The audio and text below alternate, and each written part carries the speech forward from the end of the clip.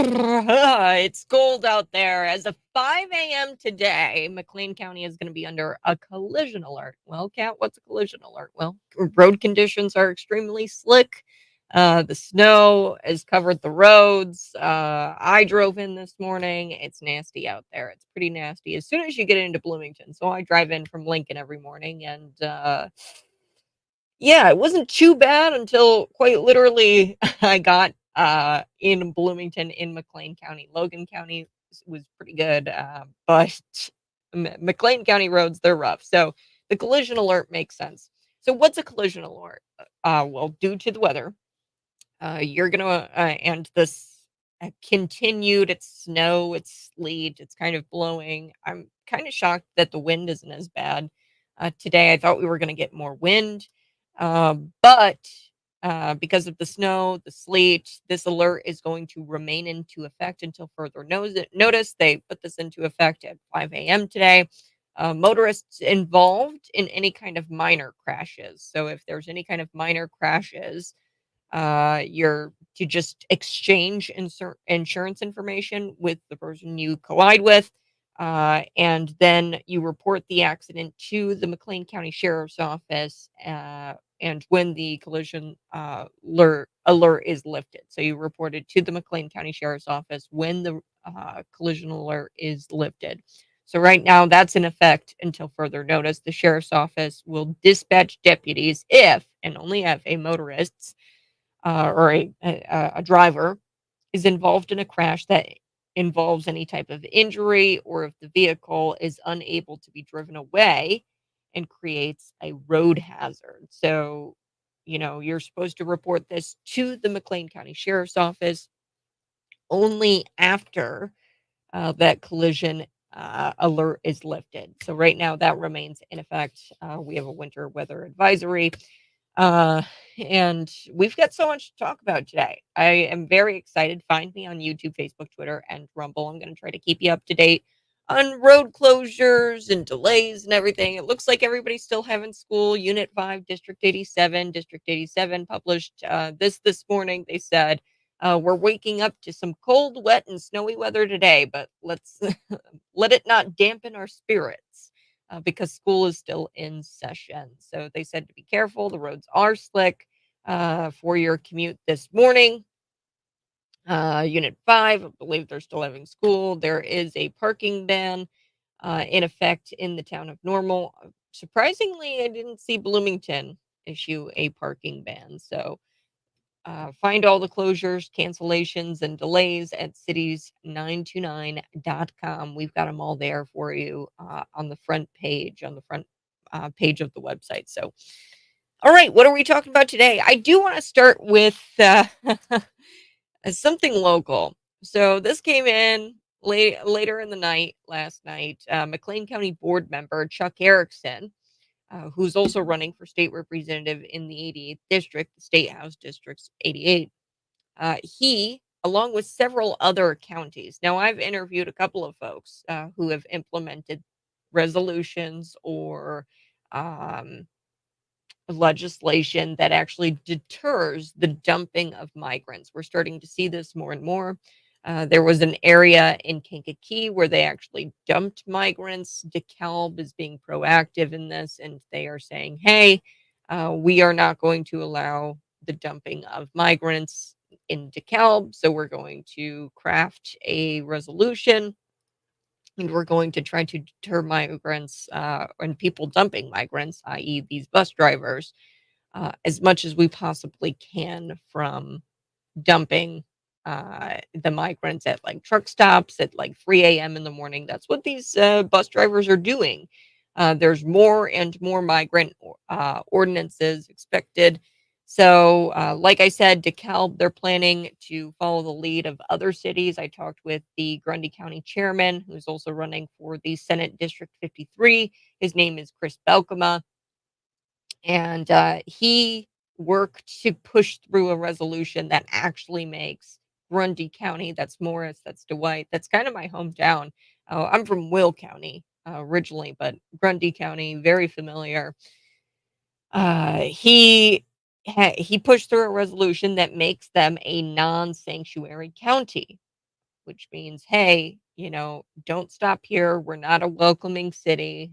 Bus drivers just keep on going to Chicago. And actually, at their January 10th meeting, Grundy County is going to be looking at a couple of other resolutions where they look at the enforcement of this, where they enforce policies that make them the non-sanctuary county they are. So it's one thing to come out and say, "Oh, you're a non-sanctuary county."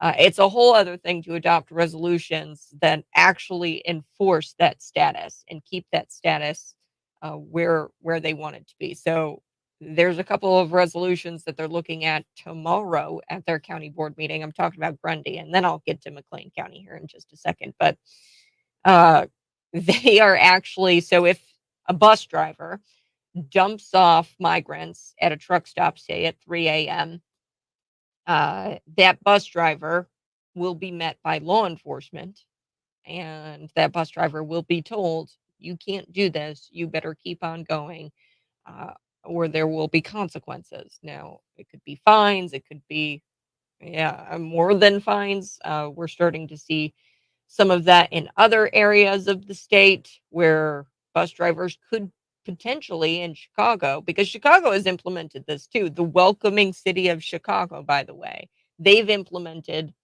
fines for Chicago bus drivers. So bus drivers who get to Chicago and dump them off, Mayor Brandon Johnson has issued thousands of dollars in fines so already to bus drivers who don't do the proper dumping off of migrants. There's like a set schedule, and if they go outside of that schedule, then Mayor Brandon Johnson will slap them with a bunch of fines. The city of Chicago. Like I said, DeKalb is following the lead of other cities. Rosemont, we've got Schaumburg. They did something creative where they issue fines to hotels that house migrants, essentially. So if there is somebody staying there for over 30 days, it's kind of assumed that you're housing migrants. And what will happen is you will be issued $1,000 fine as a hotel. So there are several different municipalities coming up with creative ways to combat this ongoing migrant crisis. Now, DeKalb, they are going beyond fines. DeKalb, the city of DeKalb, they're going beyond fines, and they're going to impound the buses that drop off migrants. Grundy County, they're going to be met with law enforcement, the bus drivers, if they plan to dump people off at a truck stop at 3 a.m. in the morning with their blankets, men, women, and children, which is just despicable. But if they dump them off, they will be met with law enforcement, and law enforcement will tell them, "Hey, you better keep going, or we're going to fine you. We're going to possibly impound this bus, and you might see more than just fines. We could lock you up, maybe. Who knows? I bet it would go that far. Um, if there's an ordinance passed like that. I don't know how far it's going to go for Grundy County. Like I said, they've got their January 10th meeting tomorrow. But there was an instance in Kankakee when a bus dropped off a bunch of migrants at a truck stop, and they were told they were in Chicago. So the bus driver told them that they were in Chicago and just let them go. They found the police in this Kankakee, uh, and this community, Kankakee. I can't believe it. I mean, Kankakee, that's where I used to go to church, right? But the police found them walking alongside the interstate, the migrants, Interstate 57. And, uh, Grundy County, there's going to be another resolution where they look at the possibility of, hey, say the bus driver dumps the migrants and just books it out of there, just peels away. There's no holding the bus driver accountable. What Grundy County is looking at doing, what they will probably do, because they they have a Republican stronghold there. I think it's like 8-1 or something crazy like that. They've got a lot of Republicans on their board. Here in McLean County, we haven't been able to keep that stronghold. It's a split board. So it's going to make things very interesting for McLean County when they look at the resolution that was proposed by Chuck Erickson. But Grundy County, they're looking at the possibility of taking those migrants and shipping them out via train, bus, whatever if they get dumped off by the bus driver and then the bus driver just books it out of there. The migrants will still continue to be shipped out of Grundy County. Um, so yeah, they even went as far Grundy County, they went as far as to put signs up, "Hey, keep going. We are not a welcoming city." So there's so many different communities. I want to make this clear because McLean County is not the only county. In fact, Chicago, Mayor Brandon Johnson, the Democrat, has implemented all kinds of things like fines for the bus drivers. And, that's what's really interesting about this because now you've got Democrats like Corey Byrne. He's a McLean County board member, a Democrat. And, he is issued a call to action, and this is what he says on social media. He says, "Contact your county board members to protest the racist resolution." Okay. The resolution will be brought before the county board this week. It was not brought to executive committee, as I previously stated. That is the single most disgusting, ignorant, discriminatory piece of bull. I can't say that word on air. Corey's got some language for being a teacher, and for being a politician. He's got some interesting language. Like this is on his McLean County Board District 10 page. Like, brother, I don't know who is running your campaign, but most people will tell you that cussing on a page that is available to the public is probably not a good look for a politician.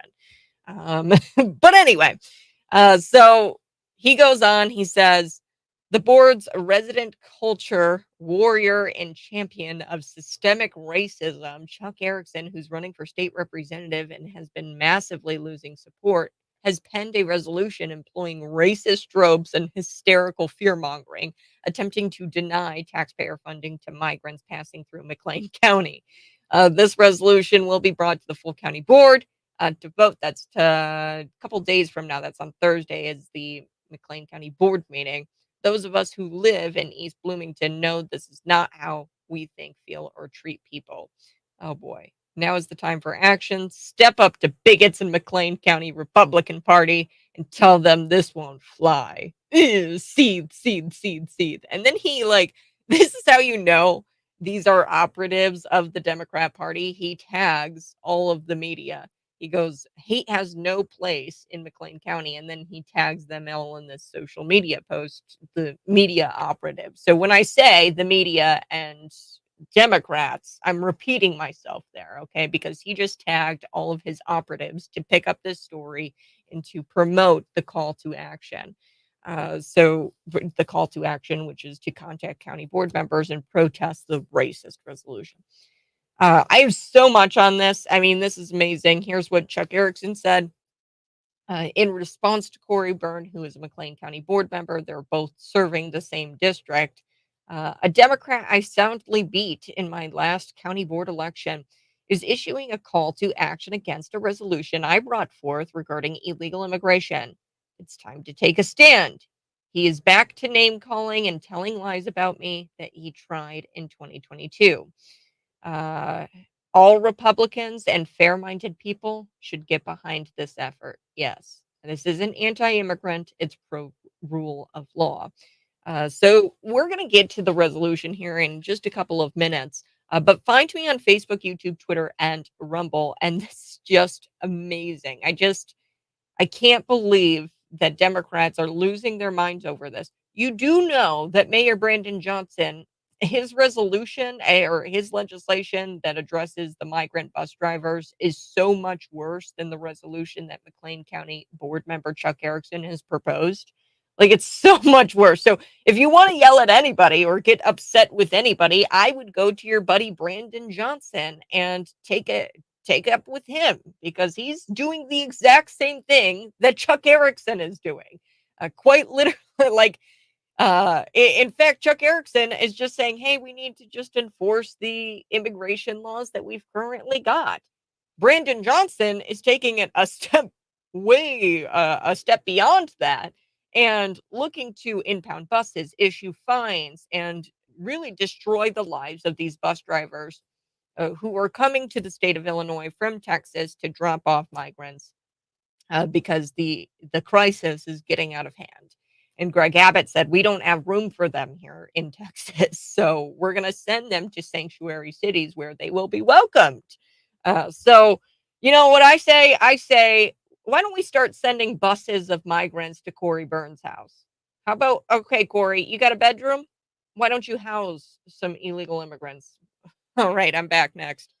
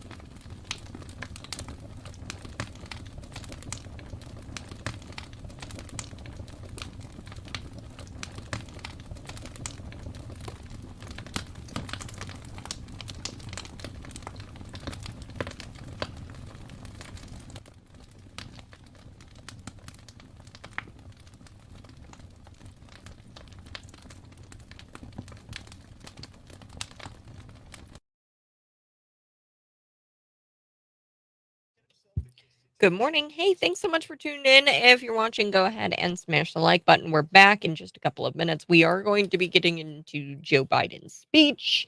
Joe Biden gave a very divisive speech. It was bitterly divisive, and it was at a black church. And he promised the pro-Hamas hecklers, which I don't understand why he would really give a crap about what they say anyway.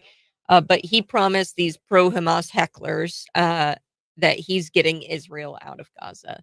So we're going to be chatting a little bit about that. Plus, Dan Caulkins, his challenge to the Illinois gun and magazine ban, which included his case included questions about conflicts of interest at the Illinois Supreme Court level. Of course, we had Mary Kay O'Brien, we had Elizabeth Rockford. Um, they both received over $1 million from Governor JB Pritzker, or $1 million from Governor JB Pritzker, because that's the max. But they received more money from gun lobbyists or anti-gun lobbyists and anti-gun groups.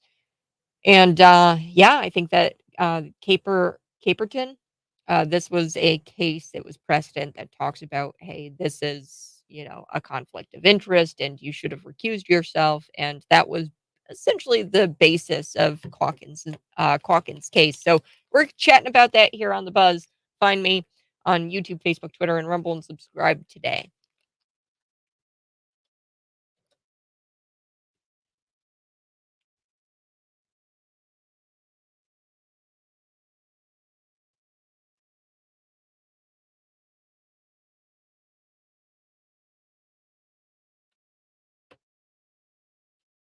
Good morning. Hey, this is the Morning Buzz. I so do appreciate you tuning in each and every morning. I'm live on YouTube, Facebook, Twitter, and Rumble, and also here on the radio every morning from 6 a.m. to 9 a.m. 6 a.m. to 9 a.m. Road conditions extremely slick out there, folks.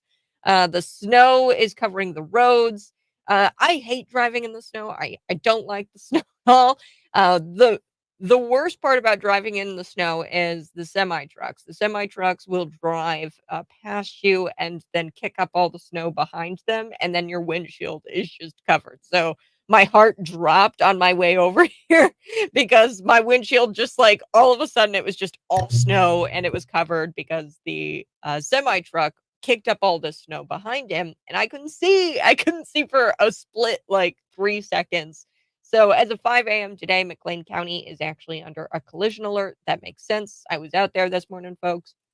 Uh, I I avoid driving in the snow. I try my best, especially now, because I got into a car wreck. You guys know this. I totaled my truck, slipped on some black ice, and I totaled my truck. It really changes your perspective on driving because man, I did not expect it, and uh, now I'm like worried about the road conditions. So the road conditions extremely slick. Snow is covering the roads. There's this snow slash sleet coming down. It's coming down pretty heavy, and the wind kind of is like blowing it at an angle, so when you're driving, it's like a very poor visibility. So, drivers involved in minor car crashes or collisions, you should exchange insurance information with the person you get into a crash with, and then you report that accident to the McLean County Sheriff's Office when the collision alert has lifted. So right now it's issued until further notice. But then after that, the sheriff's office, they will dispatch deputies only to drivers if they're involved in a crash that involves any type of injury, and then if the vehicle is unable to be driven away and creates a hazard. So if there's like collision that doesn't result in injury and you're able to drive away, do not contact the sheriff's office until that collision alert is lifted. So we're under a collision alert.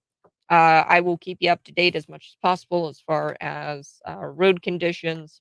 Text in traffic updates if you're out there this morning. When it's safe, text in some traffic updates to 309-451-9299. That really helps out the audience here. So We were talking about McLean County board member Chuck Erickson. I believe he's going to be coming in today at some point to discuss this resolution. The resolution is very basic. It's not like this grand, Corey Byrne has really made it out to be something that's like super racist and like the way he speaks, it's almost like, oh, these immigrants, if they come to McLean County, they're going to be locked up. We're going to, get them out of here as soon as possible. No, all the resolution says is that the McLean County Board believes in the rule of law, including immigration law. And whereas the federal government, their refusal to enforce current immigration laws jeopardizes the health, safety, and welfare of our residents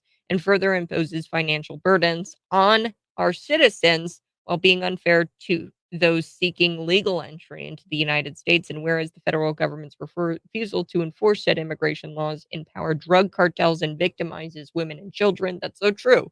I've talked to a couple of these immigrants who have been here in McLean County. I've spoken to them, a Romanian immigrant. He told me, and I just asked him flat out here on the radio, I said, would you have done it differently? Would you have come to the United States knowing what you know now?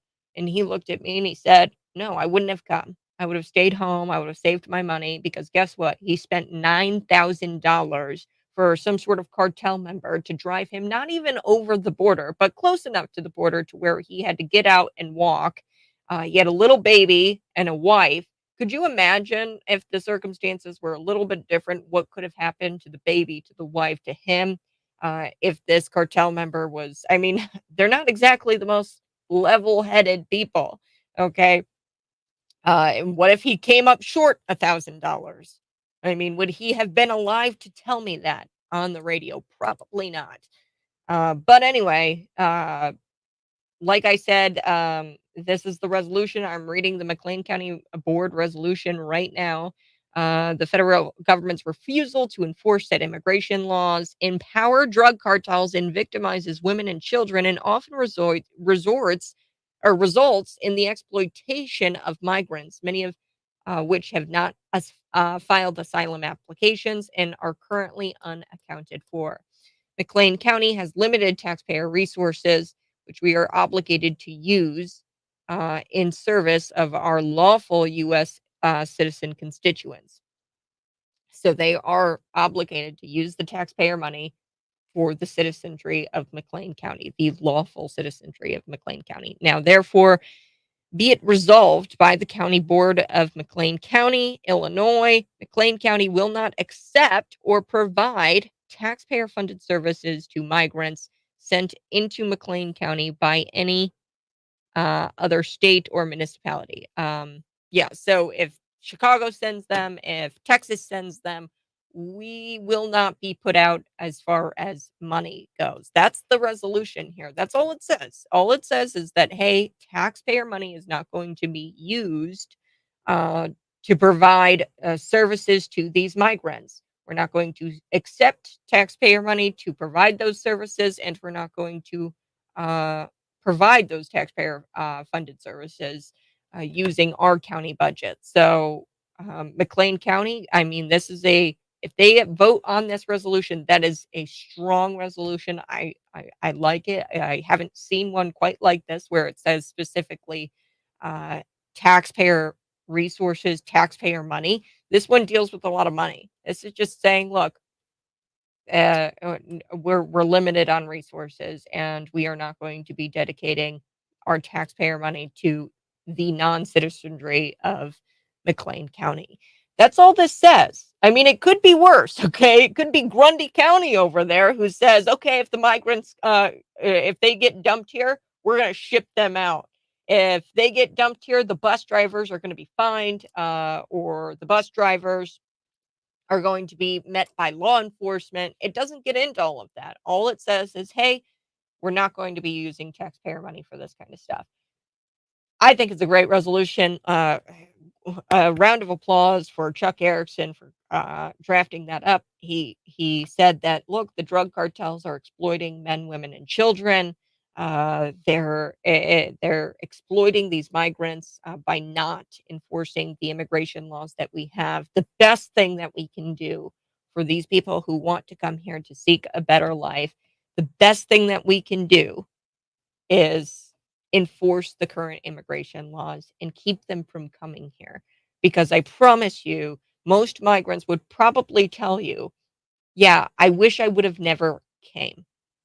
I wish I would have never had come. I wish I wouldn't have spent 9 grand getting here just to be told, "Hey, you gotta sleep at O'Hare Airport," or, "Hey, you don't have enough money to buy a house. You don't have enough money to rent," because rent here in the United States is thousands of dollars a month. Okay, for a 2-bedroom apartment, you're looking at about $1,500 a month, okay? Nobody tells them that before they get here, okay? And I think it's really disturbing, what our federal government is doing, where they aren't enforcing those immigration laws, and enforcing those immigration laws would deter the migrants from coming, therefore, save them from terrible things like human trafficking, sex trafficking. Down the road, who's to say, say, a busload of migrants come here to McLean County, they drop them off at the Love's truck stop here at 3 a.m. in the morning, and then a group of women, some shady character comes up and says, "Hey, you guys come with me." And then we never hear from them. We never see them again. They wind up dead in a ditch somewhere, or they wind up in this human trafficking ring. And McLean County will have blood on their hands if they allow this to happen. If you allow these migrants to be dumped off at 3 a.m. in the morning at these truck stops, down the road, who knows? Would you be held accountable? Would McLean County be held accountable for not enforcing our current immigration laws? All right, I do want to switch gears. Let's talk about it. I do have to take a break. Whew, man, time just flies. Biden giving this bitterly divisive speech at this black church. He promises, and I don't know why he did this, to the pro-Hamas hecklers, that he's getting Israel out of Gaza. Israel is just defending themselves. And if you look at the Bible, it actually says that Israel is promised that land. But they did give up the Gaza Strip. Um, I think it was in 2005. They gave it up. They've made all kinds of land offers. These Hamas terrorists will not quit until every Israeli is dead. Every Jewish person is dead. Okay, that's where we're at, and the Jewish people have the right to defend themselves, and Israel has the right to exist as a Jewish state. Okay, but Joe Biden, he's making deals with the pro-Hamas hecklers at his speech, if you want to call it that. And then I do want to talk about the U.S. Supreme Court, how they denied. This is just in. Talked with Dan a little bit yesterday. Dan Caulkins. He challenged the Illinois gun and magazine ban at the U.S. Supreme Court level. Now they denied his case. And his case really just pertained a lot of questions about the conflicts of interest as it pertains to the Illinois Supreme Court justices. Mary Kay O'Brien, Elizabeth Rockford, they both received $1 million from the defendant, in which they heard, like, anybody who passed the second grade would see this and they'd be like, yeah, you know what? I think they've got a conflict of interest here, and these judges should have recused themselves, but they didn't. And the U.S. Supreme Court has denied Illinois State Representative uh, Dan Caulkins his challenge to this ban. So I'm going to chat about it here next on the Morning Buzz. Find me on YouTube, Facebook, Twitter, and Rumble. Smash the like button while you're there and subscribe to the channel today. That's Cat Peterson 929.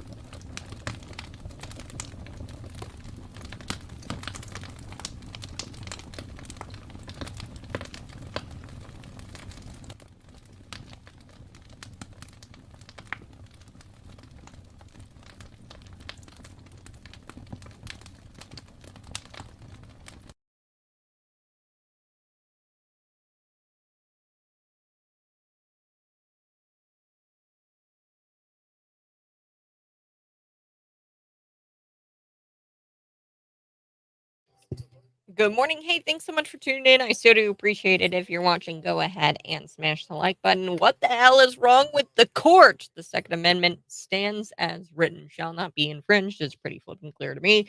Yes, we are going to be getting into it. I have no idea why. I have no idea why, but I think that when we talk about this story, it's important to remember that just because Friday's conference didn't go the way we wanted for Illinois State Representative Dan Caulkins' case, um, it it doesn't mean that the Supreme Court, um, just because they refused this, the facts are any different. The fact is that two Illinois Supreme Court justices, received and accepted millions of dollars in donations from gun control advocates, and they should have recused themselves from voting on this case on the gun ban and siding with the state.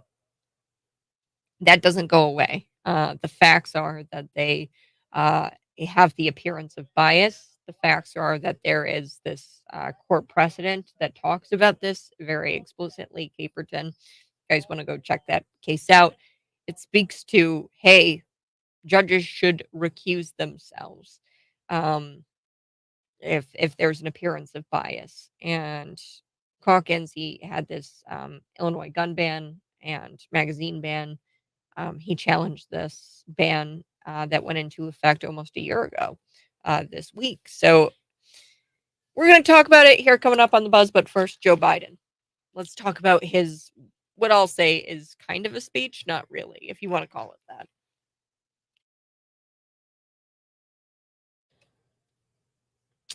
It's time to check in on the leader of the free world. Biden was interrupted, of course, by hecklers during his attempt at what I'll call a speech for now. And this was in Charleston, South Carolina. It was at a church.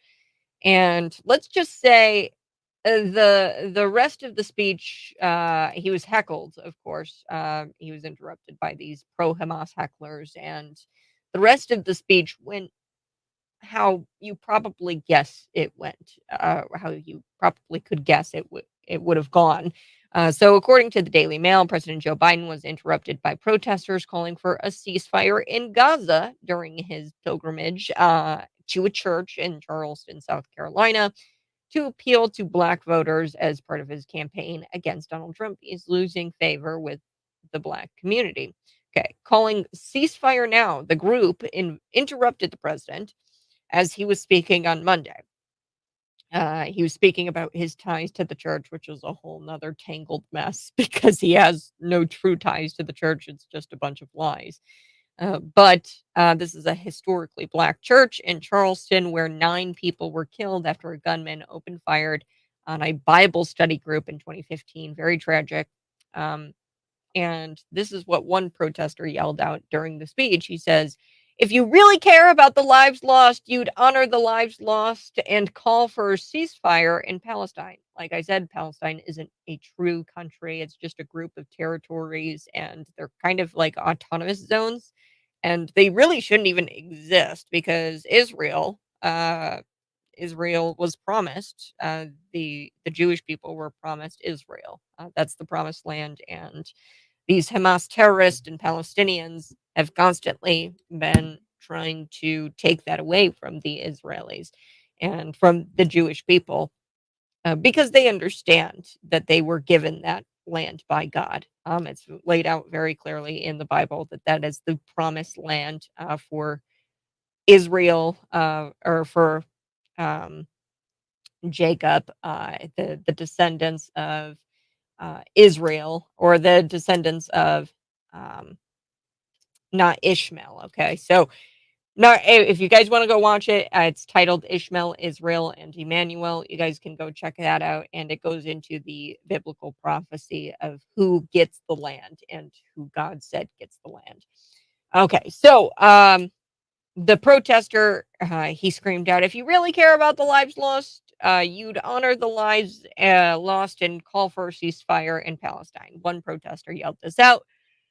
And of course, that provoked a chant call, and they started saying, ceasefire now, ceasefire now, ceasefire now. Now, the probably hand-selected crowd at that church, picked by the Democrat Party. They tried to yell back, and they tried to yell 4 more years to try to attempt and overshadow the protest.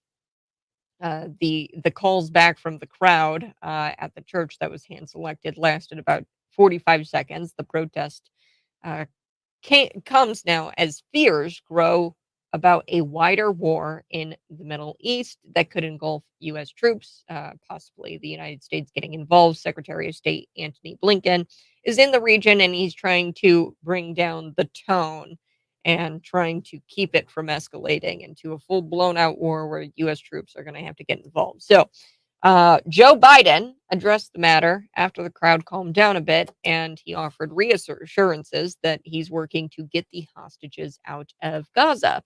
Now, I've got to take a quick break, but we're going to play clips from his divisive speech at this black church. Biden constantly claims that MAGA Republicans are the biggest threat to democracy, and he said a couple of things about how Republicans don't have any respect for him. It's just so cringy to see the president, the leader of the free world, get up there and start to whine about his opponents hurting his feelings. Like, it's very off putting. But we're going to come back, play a little bit from his speech, and then also a bit later, we'll get into the U.S. Supreme Court and how they denied Representative Dan Caulkins' challenge to the gun ban, to the magazine ban. That's next on the buzz.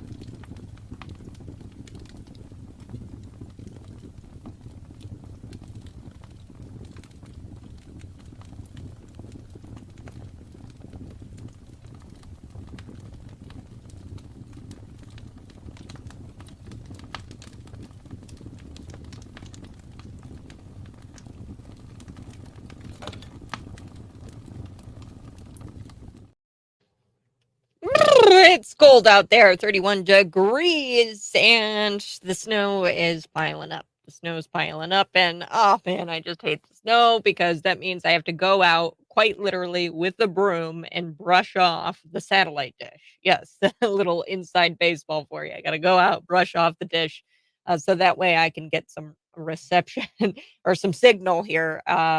At Cities 92.9. I can't stand the snow. I hate it. But as of 5 a.m. today, McLean County will be under a collision alert. Road conditions are slick and covered in snow. I drove in this morning.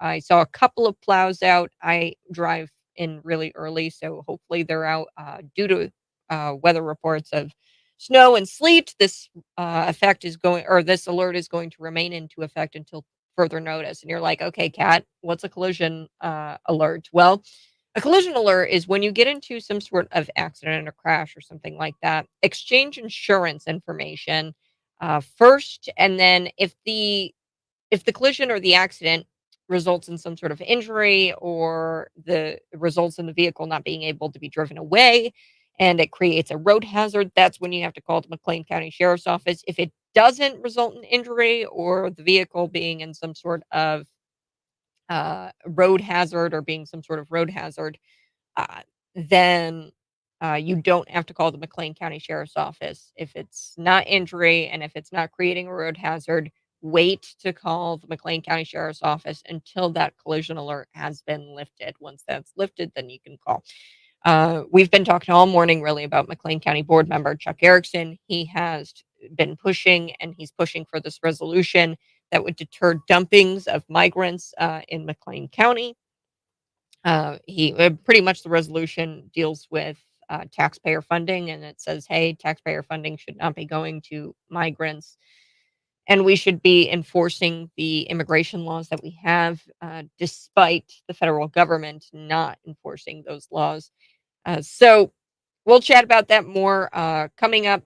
Biden, he gave this speech at a black church, and these pro-Hamas hecklers kind of shouted out things like "ceasefire now." I do want to get to some of his speech because he actually addressed the hecklers in the crowd once they calmed down a bit, and he gave them some reassurances that he's working on getting the hostages out of Gaza. So we're going to play some of his speech here next. You're listening to The Morning Buzz. Find me on YouTube, Facebook, Twitter, and Rumble.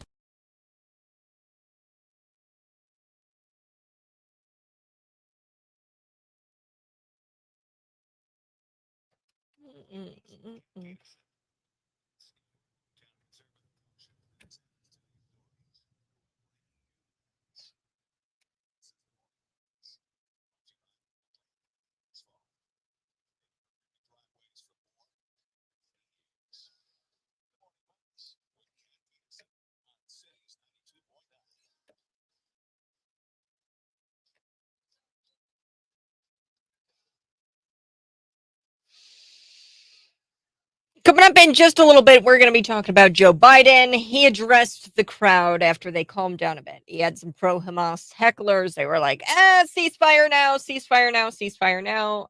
Now, the crowd in the church that was probably hand-selected by the Democrat Party and by the Biden administration, they tried to cover up the hecklers and how they were yelling. They were trying to cover it up with 4 more years, like those chants, but they didn't do so well. The protests come as fears grow about a wider war in the Middle East that could engulf U.S. troops. It could encompass U.S. troops. We've got Secretary of State Tony Blinken in the region. I'm not. I'm not excited about that. You shouldn't be excited. He's trying to bring down the tone over there. Yeah. Okay. I don't really think Tony is going to be able to pull it off, but uh, I want to talk about this. Lloyd Austin, he needs to be prosecuted. That's my 2 cents here, folks. Lloyd Austin, apparently he's been at Walter Reed for quite some time. What happens, folks, when a U.S. carrier, God forbid, a U.S. carrier carrying thousands of troops is taken out by undersea drones, underwater vehicles? We've got Lloyd Austin. He's incapacitated. He's been incapacitated for weeks, I believe. The Biden administration, they've got no idea what's going on. Lloyd Austin, he needs to be prosecuted. His aides need to be prosecuted. They've been lying to you. Congress is asleep at the wheel on this. Anyone who is involved in covering this up, the fact that Lloyd Austin has been incapacitated and is is unavailable, uh, they need to be prosecuted. Anybody who covered up that information and lied about it, they need to be prosecuted. 10 current and former U.S. officials. This just, I saw this on the Post Millennial. They have said that this whole situation about Lloyd Austin being incapacitated has become an embarrassment for the administration. You know, I find it so funny. They sit there and they're like, "Oh, Putin's in a coma. Sergei Shoigu, he's incapacitated. He's not." Well, it turns out our military leadership. So the United States has been lying to you, and they continue to lie to you. They say that, "Oh yeah, we're the United States. It's healthy. Everybody's fine. Everything's fine."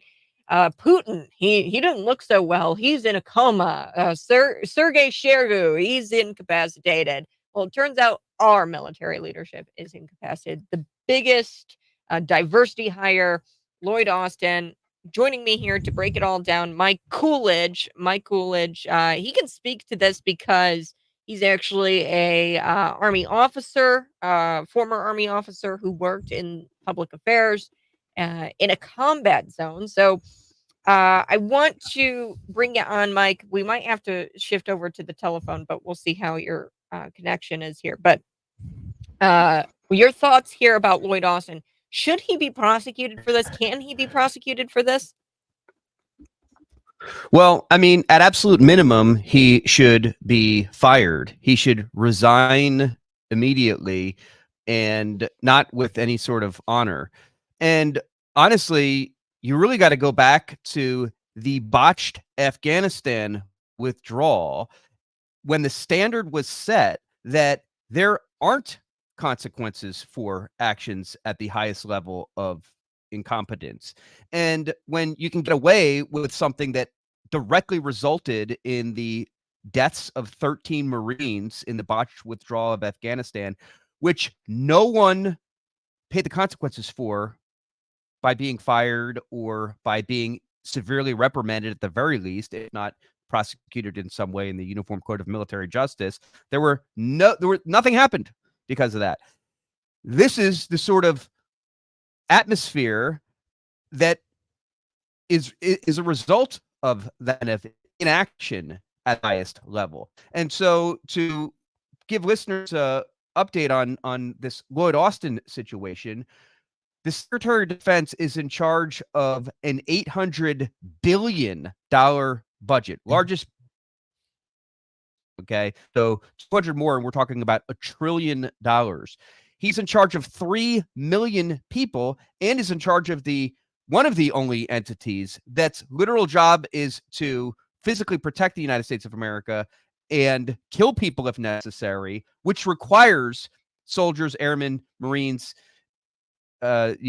sailors to be put in harm's way themselves, and they might die. And so in a very hot world right now where, like you mentioned before I came on, we have military service members in harm's way who at any moment could die in an act, let alone an attack by our enemy, who decided he was going to go into the hospital and not tell his boss, who's the commander chief, that would be President Biden, or his subordinates, that he was going into the hospital. There's nothing that is drilled in more at in the beginning of your training, as in my case, as an Army cadet in ROTC, and then as an active duty Army officer, and then as a public affairs officer too. I was the public affairs officer for Kuwait in the beginning of Operation Iraqi Freedom. You absolutely have to always keep your immediate superior in communication and your immediate subordinate in communication with what's going on. If you don't, if neither of them know where you are, that's something called absent without leave. Soldiers have been prosecuted and sent to Fort Leavenworth for being absent without leave. It's a huge deal. Now, I know Secretary of Defense, it's a civilian position, but this guy was in the Army for 30 or 40 years or something. He retired as a general a couple of years before he became Secretary of Defense. He should know this. And he goes into the hospital, and his deputy secretary is on vacation in Puerto Rico. He doesn't know that he's in the hospital either. And Biden doesn't know about it. But according to the spokesman for the White House yesterday, or who also was the officer, he says, nope, everything's cool. Don't worry about it. We're not going to. Hang on, Mike. Hopefully we can get you back here. Your connection is a little shoddy. If you can call in at 309-451-9299, we'll get you back on. But yeah, these U.S. carriers, like I talked about, Mike is totally right. This is not good. You've got somebody in the hospital not letting anybody know. I mean, it's just basic civilian life. Okay, if I were to come to work and my boss didn't let us know, like, hey, I'm sick or I'm not going to be in today. I mean, that's not good. So no. Yeah, like glad that we got you back.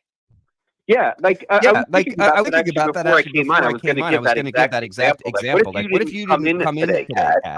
You'd have dead air, and a lot of advertisers would be angry. Your listeners would be angry. Your boss would be angry. But no offense, and again, as a former radio host myself, we're not in charge of 3 million people and a $800 billion budget. So the stakes for radio hosts not as high as, say, the Secretary of Defense. And furthermore, we live in a country where supposedly we're governed by the people. They have an absolute duty to report to the public what they're doing and where they're going. There should be transparency all the time. I mean, there's a piece in the USA Today, not exactly a conservative publication, calling for his resignation. Numerous reporters, again, very few of them are right of center conservative. They're all like, I mean, these are guys who've covered, guys and gals who've covered this for decades. They're like, no, this isn't normal. There has to be some kind of consequence to this. And there clearly isn't, because this administration is incompetent, and this is apparently par for the course. Yeah, well, and I don't know, maybe you can speak to this. When you have, I think we've got U.S. carriers out there, Israel. Yeah. I mean, the likelihood of, this war escalating and maybe like an undersea vehicle or some sort of drone taking out that entire U.S. carrier, I don't think it's unlikely. I mean, how likely is that? It's extremely likely. I mean, there already have been probes and actions of that kind of stuff that happened in the last 7 days that we know about publicly. God knows what's happening, that isn't released yet. But here's what happens. That information that our intelligence services are aware of, tell and put it up the chain of command. And in the case like this, there's nothing more important that the president does. Absolutely nothing more than the conduct as commander or chief of military. He can make decisions immediately to kill people or save people's lives. So a cabinet meeting is called right away, and or at least with the war room and the literal war room. And so Biden walks in. It's just any president walks in. All right, where's Secretary of Defense? He's running late right now. Okay, who's the acting secretary? She's in Puerto Rico. Whoa. What do you mean he's running late? Where is he? Well, actually, sir, he's in the hospital. What? We have to make decisions right now that are literal life and death decisions. That's what war is. That's how and why the commander-in-chief has the immediate authority. Immediate. Doesn't need to go through Congress. Doesn't need to check with everyone. Immediate authority to make decisions about if a carrier is going to fire at something, or if we're going to, respond with a nuclear attack on a nuclear attack that's coming our way or something. Like, this is, again, the power we give the president, and his immediate subordinate is Lloyd Austin in this case, the Secretary of Defense, for 4 days minimum. We can't believe anything these people say these days, but we know for a fact that 4 days minimum, he's in the hospital for still an unknown illness. Is he getting a colonoscopy, or is he having a hip replaced? No idea. Or is he on death's door?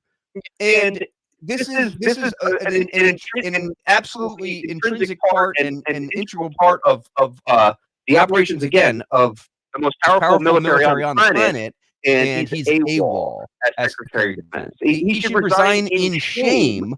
And if he has any sense of honor and duty, he could save some kind of face by apologizing for this profusely, saying, I am not worthy of this position. I apologize profusely, and let this be a lesson to all who come after me, that when you do this kind of thing, there are consequences. That's the other thing that is being lost here, is that, again, when you don't have people who are held into account, like they weren't in the Afghanistan withdrawal, this kind of stuff happens, and it's going to happen again in the future if nothing is done about it. Well, and your thoughts about this, they're constantly lying. Who knows how long he's been incapacitated, and not in his role as Secretary of Defense, Lloyd Austin. But Putin, they sit there and constantly say that Putin is in a coma, he's not doing well. Sergei Shoigu, they said that he was incapacitated, and it turns out our own military leaders are incapacitated, and they're sitting there almost, I guess it's projection. I don't know. I just find it ironic. They're constantly telling us that Putin and their military officials are incapacitated and they're not doing well, but actually it's the opposite. So I think that rule of thumb where, you just take what Democrats say and you flip it around and the complete opposite is true. Hold true. We didn't even talk about that. Like the international community sees this. And again, we look like a joke. Wow, the USA certainly doesn't have their act together. I mean, many of them, I'm sure, have been saying that ever since Biden was elected. But this kind of stuff is important. At minimum, it gets Snickers at a G7 summit, and at maximum, our enemies look at it and say, "Oh, this might be a great time to do some probing or worse to this military that seems to have a vacuum at the top of it right now." I do want to talk about one more thing while I've got you, Mike. The blockades, Lakeshore Drive, and the Brooklyn Bridge. I haven't seen any of this, so fill me in.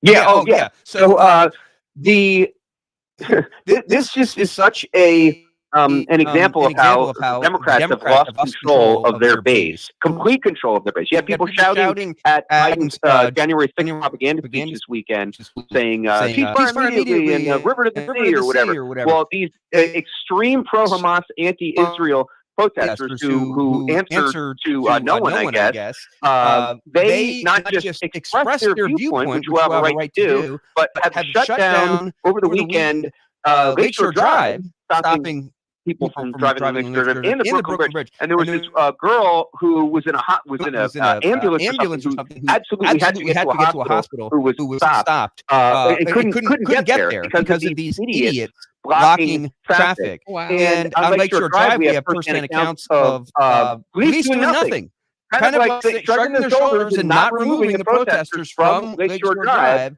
And people are trying to take matters into their own hands to physically remove them, and I guess that's what we have to do if the police aren't going to do anything. But this is going to get worse again because there's no negative consequences to it. They're seeing what they can get away with, and they see that they can get away with a lot, so it's going to get worse, and it's escalating. And where are the adults that supposedly are in charge of our cities and of our federal government? I ask that rhetorically, Kat. They're nowhere to be seen. Well, Mike Coolidge, we've got to take a break, but thanks so much for joining me here on Patriot Power Plug, Cities 92.9, The Morning Buzz. Have a great day. You too, Mike. All right, folks, we're going to be back talking a little bit about that speech that Mike Coolidge alluded to there, where Joe Biden was heckled by some pro-Hamas hecklers. He's losing his base, and he tried to kind of negotiate or reason with these protesters. He addressed the matter after the protesters calmed down a bit, and he gave reassurances that he's going to be working to get the hostages out of Gaza. So we're going to talk about that and play bits and parts of his speech that he gave at this church in Charleston, South Carolina. That's Joe Biden, the free world, leader of the free world, Joe Biden is. I'm back next.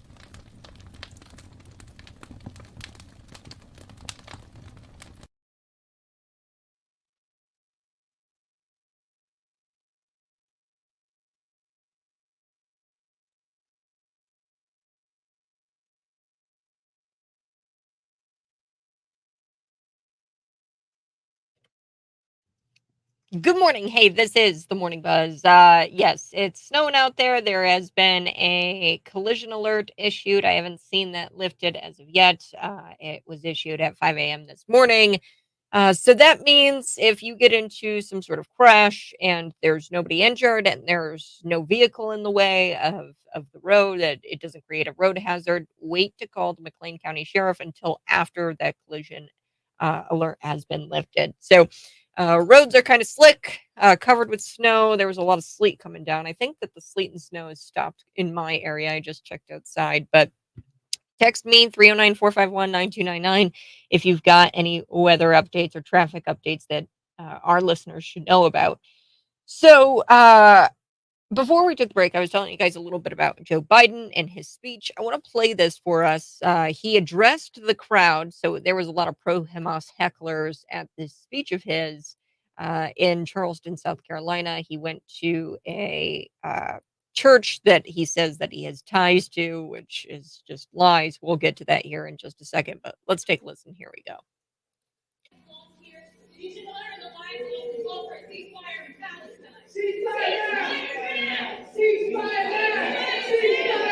That's all right. That's all right. That's all right.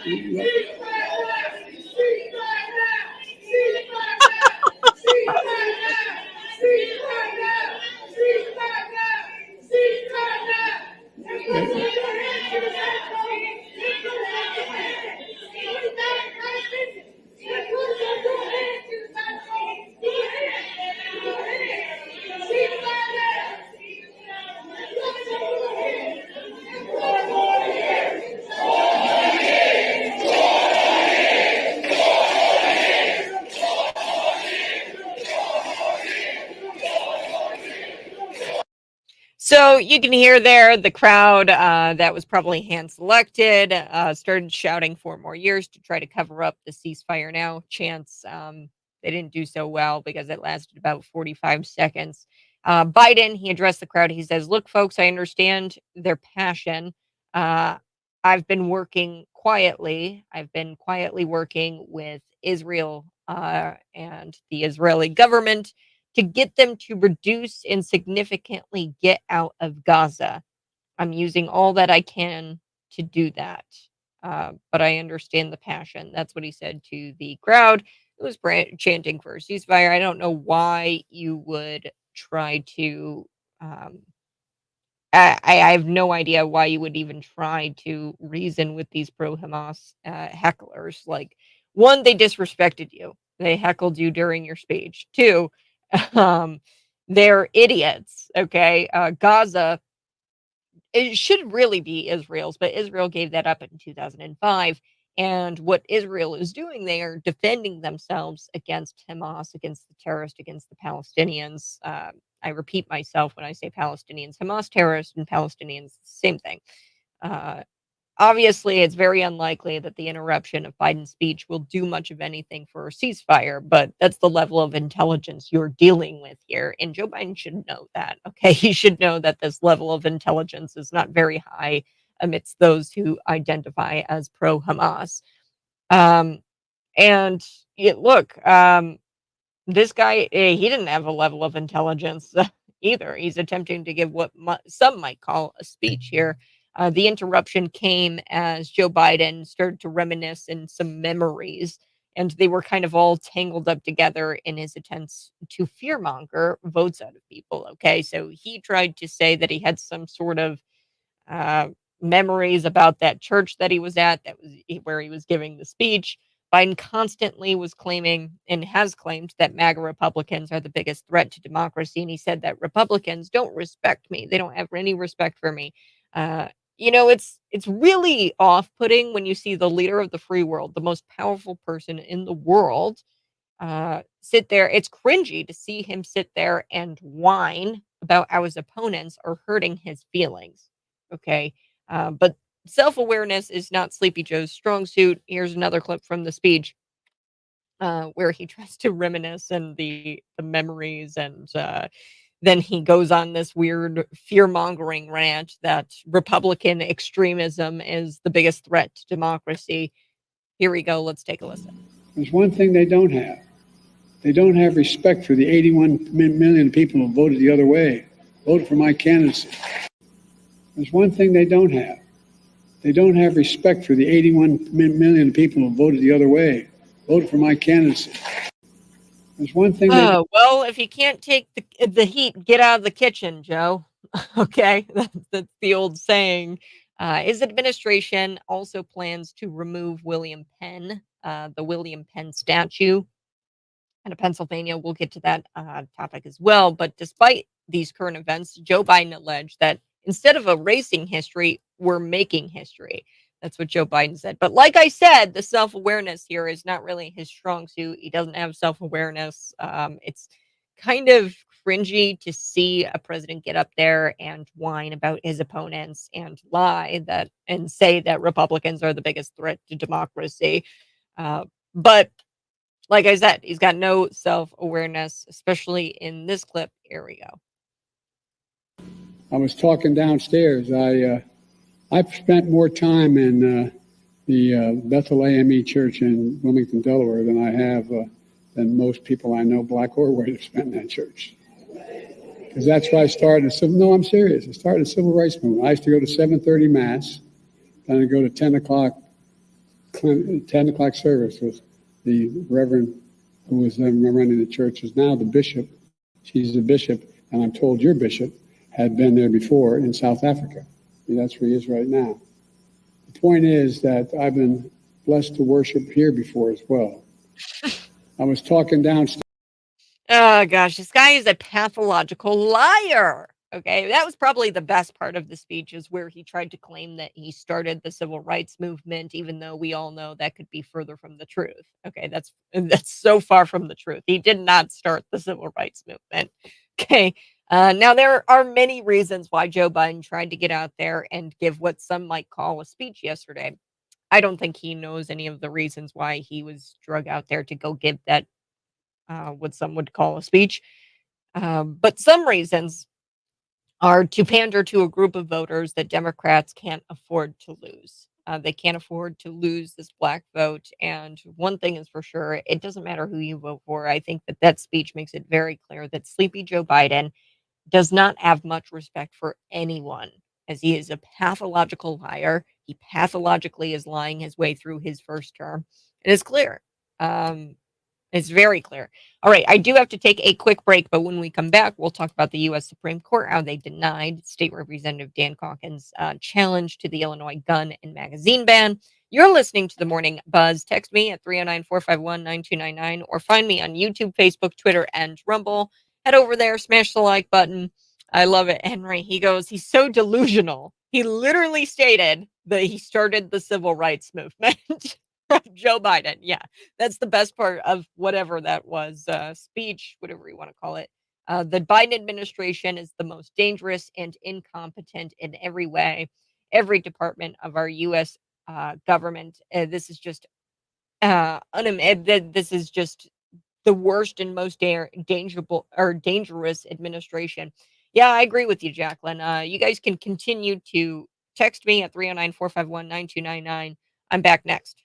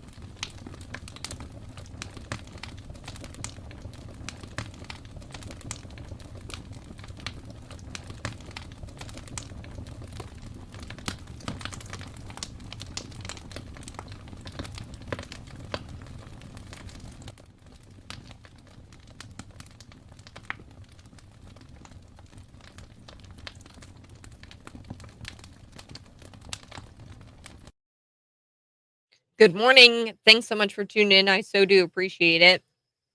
When we come back, we're going to be talking about the U.S. Supreme Court and how they shut down Dan Caulkins' case. But also, I do want to talk about the left and how they have such a lack of self awareness. Um, and I want to talk about the history of William Penn. So, the William Penn statue from historic Pennsylvania Park is being removed. So Biden removes the statue from historic Pennsylvania Park in an inclusive makeover to show more Native American history. So he's doing this because he wants to be inclusive, Joe Biden and his administration. But I'm going to get into the history here. And these people are they lack a self awareness.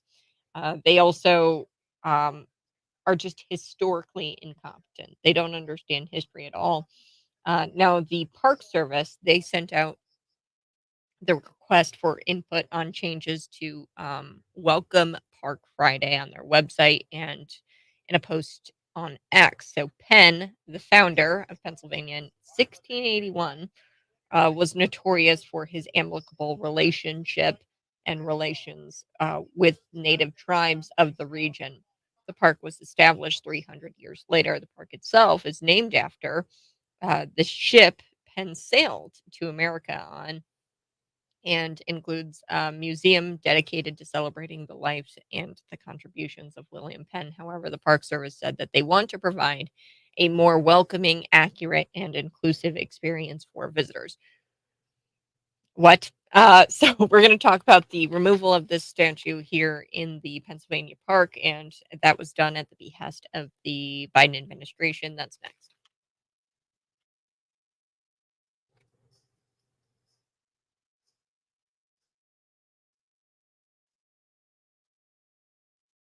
How exactly are you going to be more inclusive? Are we to believe that William Penn was somehow a genocidal maniac who loathed the Native Americans? What does any of this even mean? And what am I talking about? William Penn, his statue, it was removed by Biden and by the Biden administration from the historic Pennsylvania Park because they wanted to give the park an inclusive makeover. An inclusive makeover. So they wanted to show more Native American history. We're going to get into the history of William Penn. I don't know what they're talking about here, more inclusive. And what you want me to believe that William Penn was a genocidal maniac? Sorry, that's not going to happen. You're not going to get me to believe this faux history. Now, I'm going to be chatting a little bit about that removal of the statue. Plus, while the LGBTQ community loves to pretend that they're inclusive and they're a compassionate group of people, they're anything but that. They're exclusive, and the vast majority of the population is not allowed into their group. And I want to talk about this TikToker because the TikToker, she's getting backlash from the alphabet mob because she called them rainbow bullies. And I can't disagree with this TikToker. I think what she said is right on. Yes, they are rainbow bullies. A story from the Center Square. Greg Bishop, he did this. It was great. Great story. Dan Caulkins informed me yesterday morning that, and I was very disappointed to hear that the U.S. Supreme Court denied his challenge to the Illinois gun and magazine ban. So there was a conference on Friday. We talked with Dan Caulkins about that. And the court released an order list on Monday where it denied requests for review from about 200 separate cases. So they denied his case and Dan Caulkins' case. The beauty of it and what I really loved about it was that it included questions of conflicts of interest. So of the Illinois Supreme Court. You guys know, I've told you before, Mary Kay O'Brien, she's actually from my hometown kind of. And um, she was in the school district. She was a volunteer. And I went to her social media page, screenshotted back when she was running for Illinois Supreme Court Justice. the IllinoisSunshine.org, the receipts of her getting $1 million from Governor J.B. Pritzker, who's named as a defendant in this case that challenges the Illinois gun and magazine ban. This is the Protect Illinois Communities Act. It's the ban that looks to it's a ban that bans semi-automatic weapons, lots of them, if they've got higher capacity magazines, like 15 rounds or more. Now, you guys know, I published, I put the receipt on Mary Kay O'Brien's Facebook page. She then blocked me and deleted my comment. So clearly there's some sort of guilt or some sort of appearance of bias. Okay. And that's what Dan Caulkins' case got into. It said, hey, you know, taking $1 million in donations from gun control advocates and from the defendants themselves, this is not a good look.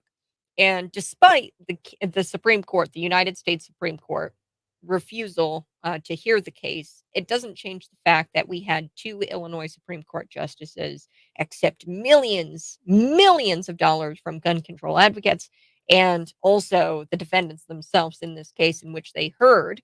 Now, some background here. Caulkins, he challenged the gun and magazine ban that went into effect almost a year ago this week. And after getting final judgment in his favor from a Macon County judge last March, the state appealed it directly to the Illinois Supreme Court. So a Macon County judge agreed with Dan Caulkins. Hey, you know, this gun ban is unconstitutional. It doesn't have equal protections under the law. And what does that mean? Well, I was out at a Christmas parade, and I told you guys this, that I was out at a Christmas parade this past year, and I saw an officer with a AR-15.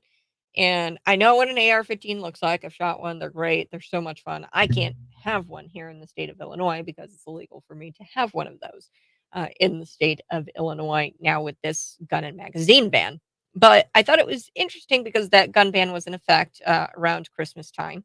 And I saw the officer had one, and I'm like, wait a second, why does he get one and I don't get one? Well, that's equal protection under the law. The law has to be applied equally, and cops are allowed to have those, but citizenry is not allowed to have that. So there's equal protection under the law here.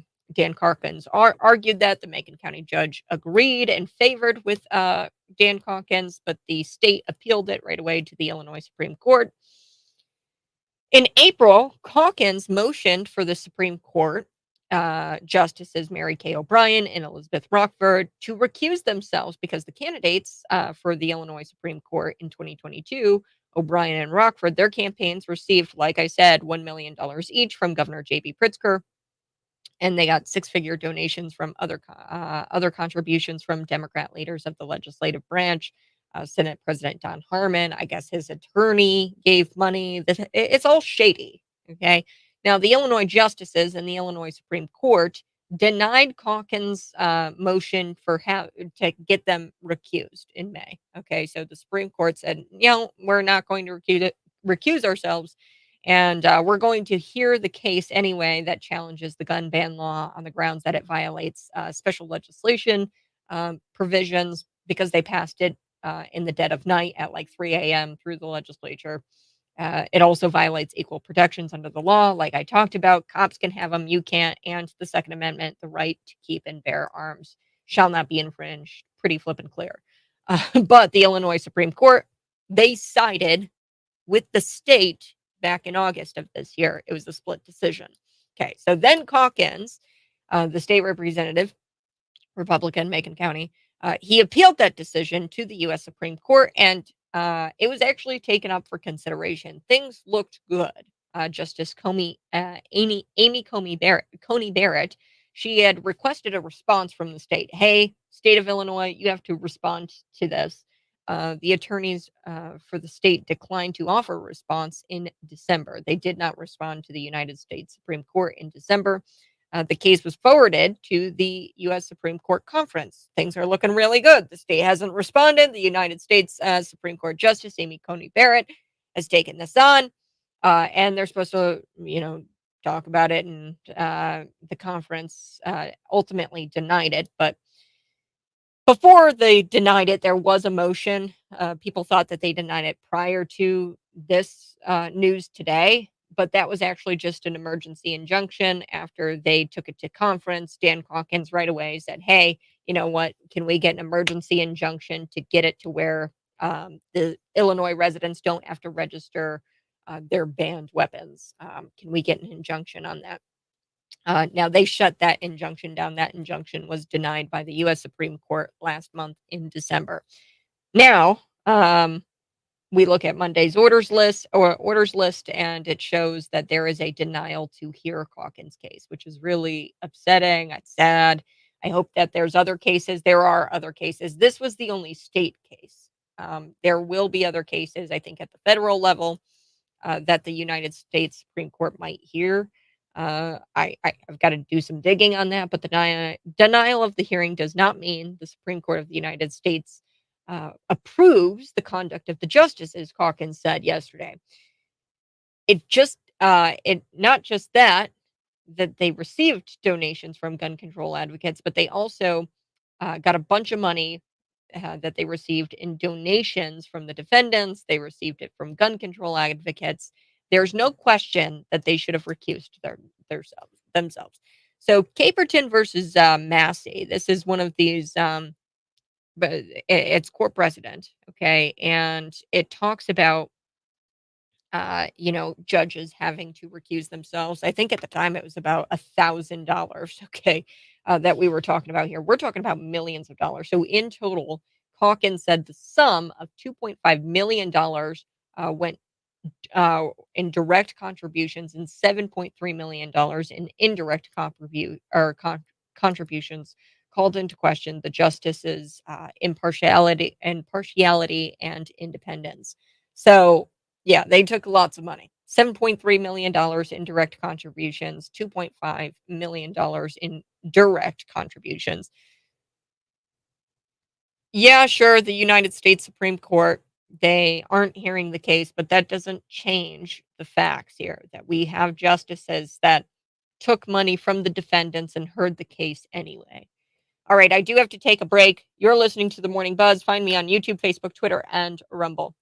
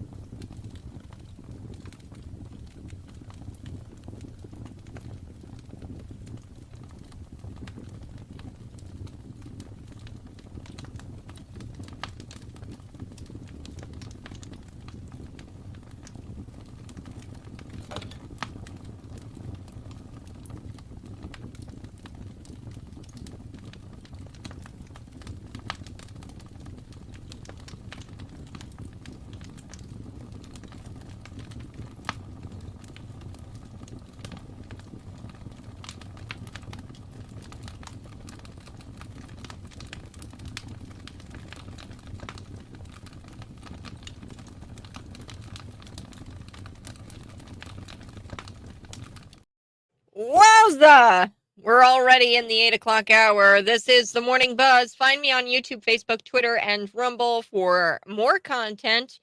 We're going to get to what Governor J.B. Pritzker said on X, formerly known as Twitter, about the Supreme Court denying Dan Caulkins's case. And then we'll also get to a TikToker who's getting a bunch of backlash from the alphabet mob because she called them a bunch of rainbow bullies. And I have to say, I can't disagree with that statement. I'm back next.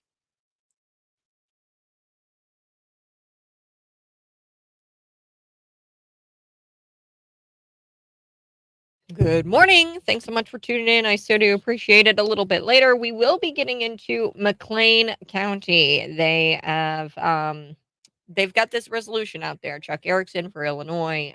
He is running as a state rep, and he's done the right thing. And he's pushing for a resolution that would deter the dumpings of migrants in McLean County. Grundy County has just recently become a non-sanctuary county.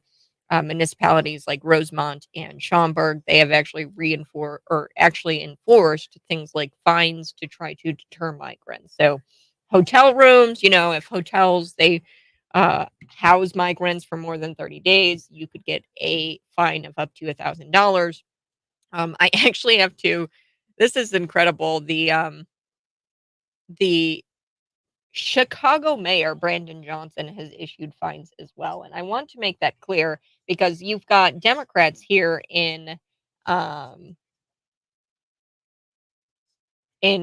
community. You've got Democrats here in the community that are,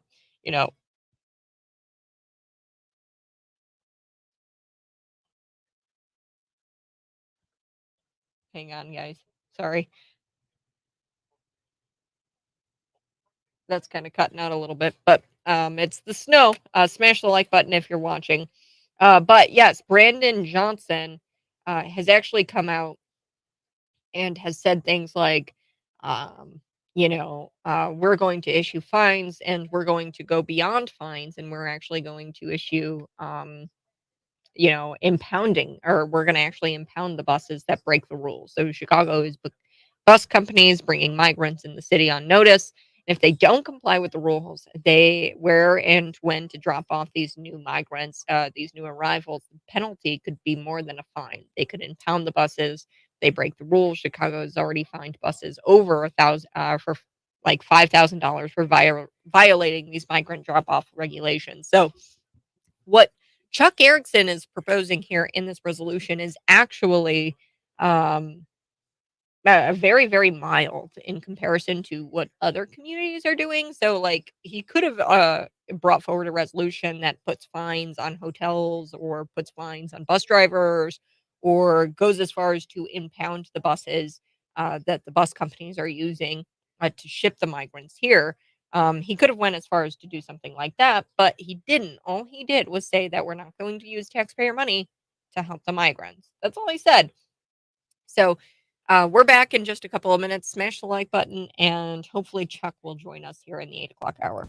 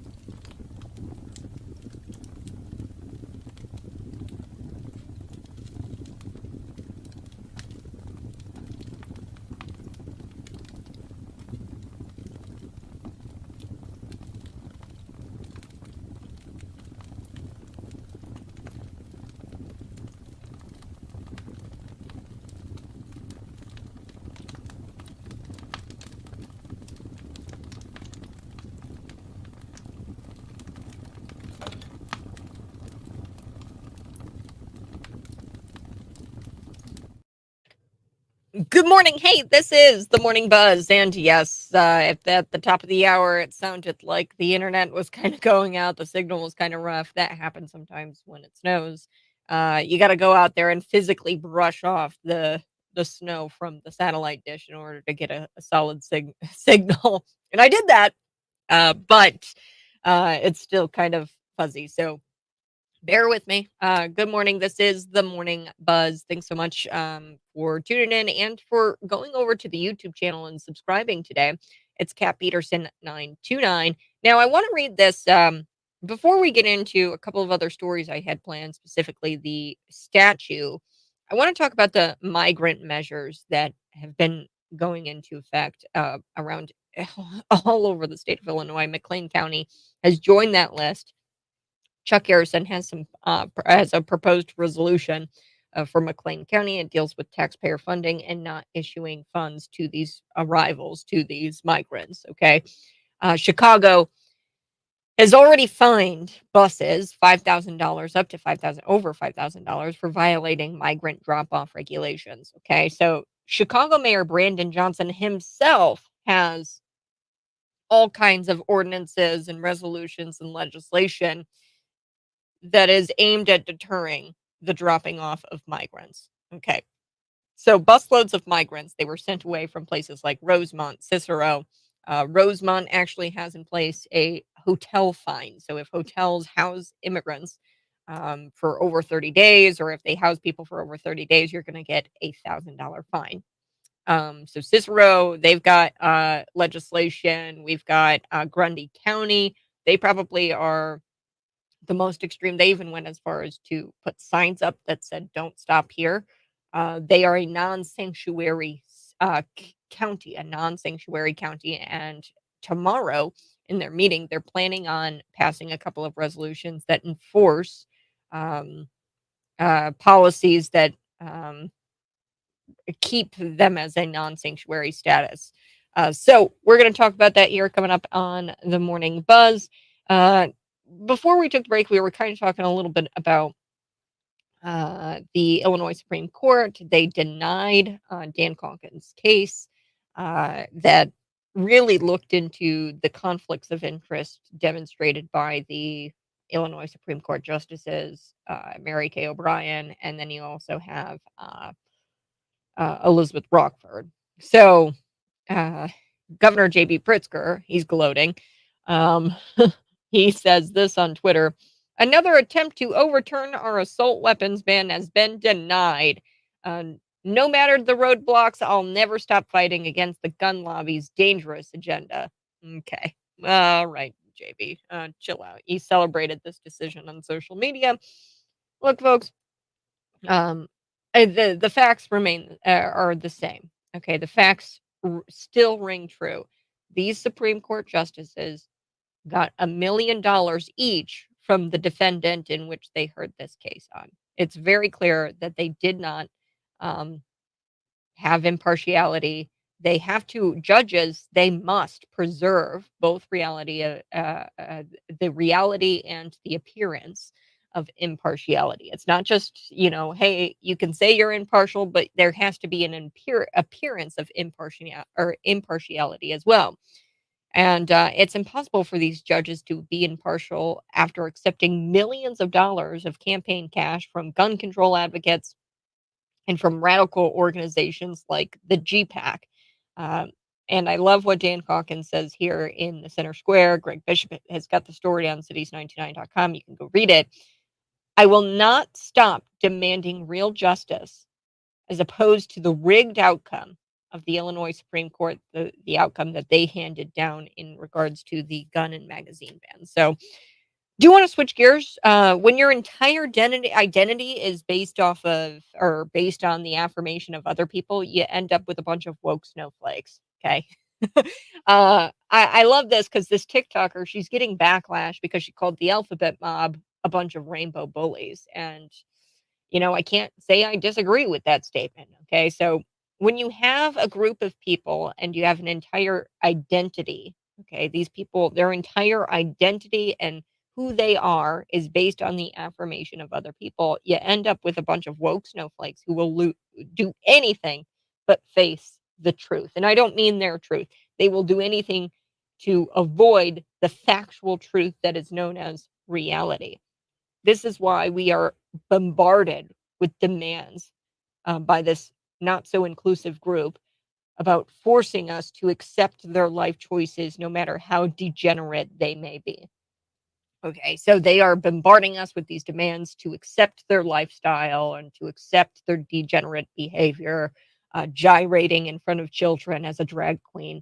I'm not going to accept that. You cannot get me to accept that. And they're not an inclusive group of people. So here is this TikToker, and I'm going to get to her story here because I find it interesting. Because she's not a she's not like a super right winger or anything like that.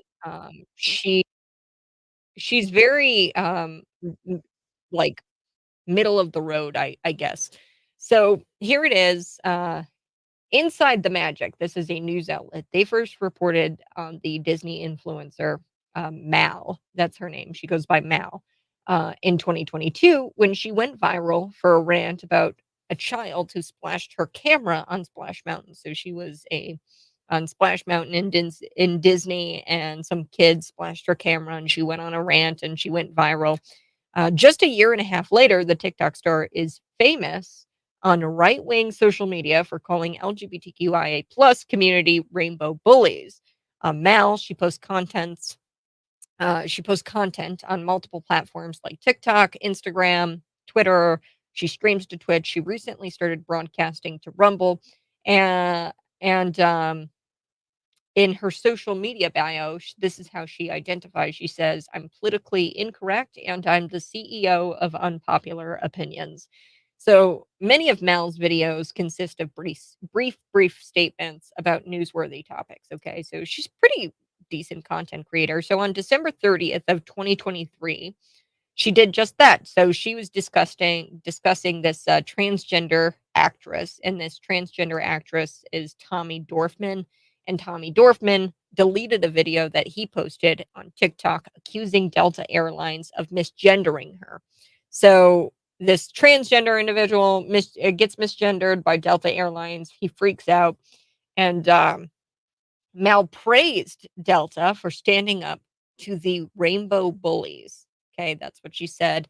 This TikTok performed about as well as Mal's typical content, where she calls Delta Airlines, or she praises Delta Airlines for standing up against this transgender actress and standing up to the rainbow bullies. Okay, so that TikTok performed pretty well, but it was her video response to a comment that launched Mal into the conservative stratosphere, if you will, because she said, hey, you guys act like you're all inclusive. So I'm going to play one of her TikToks here on the Buzz. And look, she's just saying everything that we're thinking. She really is. So find me on YouTube, Facebook, Twitter, and Rumble, and you can actually see the TikTok. Here we go. Let's take a listen. So, I don't fly in airplanes. I don't travel by plane. But if I did, I'd probably start using Delta. They just did something no other company has been brave enough to do, let alone on camera. They actually stood up to the rainbow bullies. They actually stood up to the rainbow bullies. I like that term, rainbow bullies.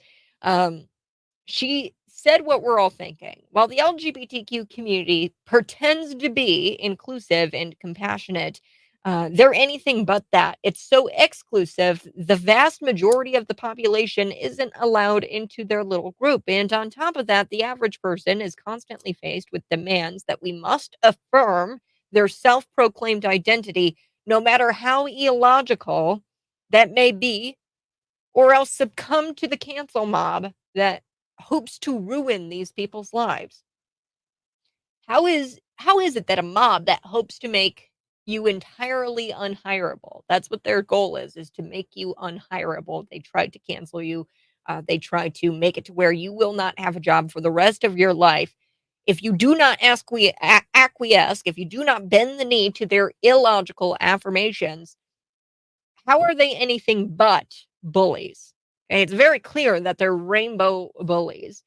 Bullies are often weak people. They really are.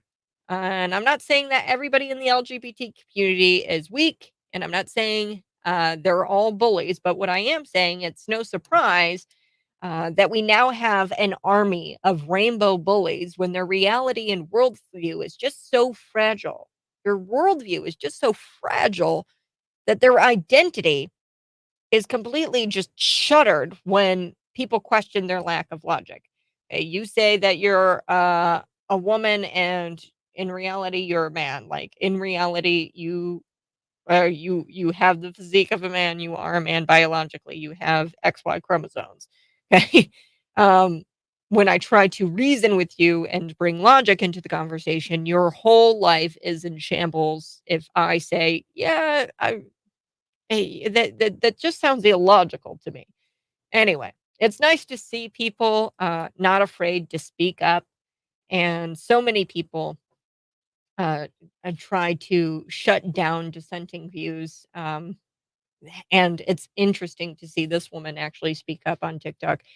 I do want to get to this story, the left, and how they are historically incompetent.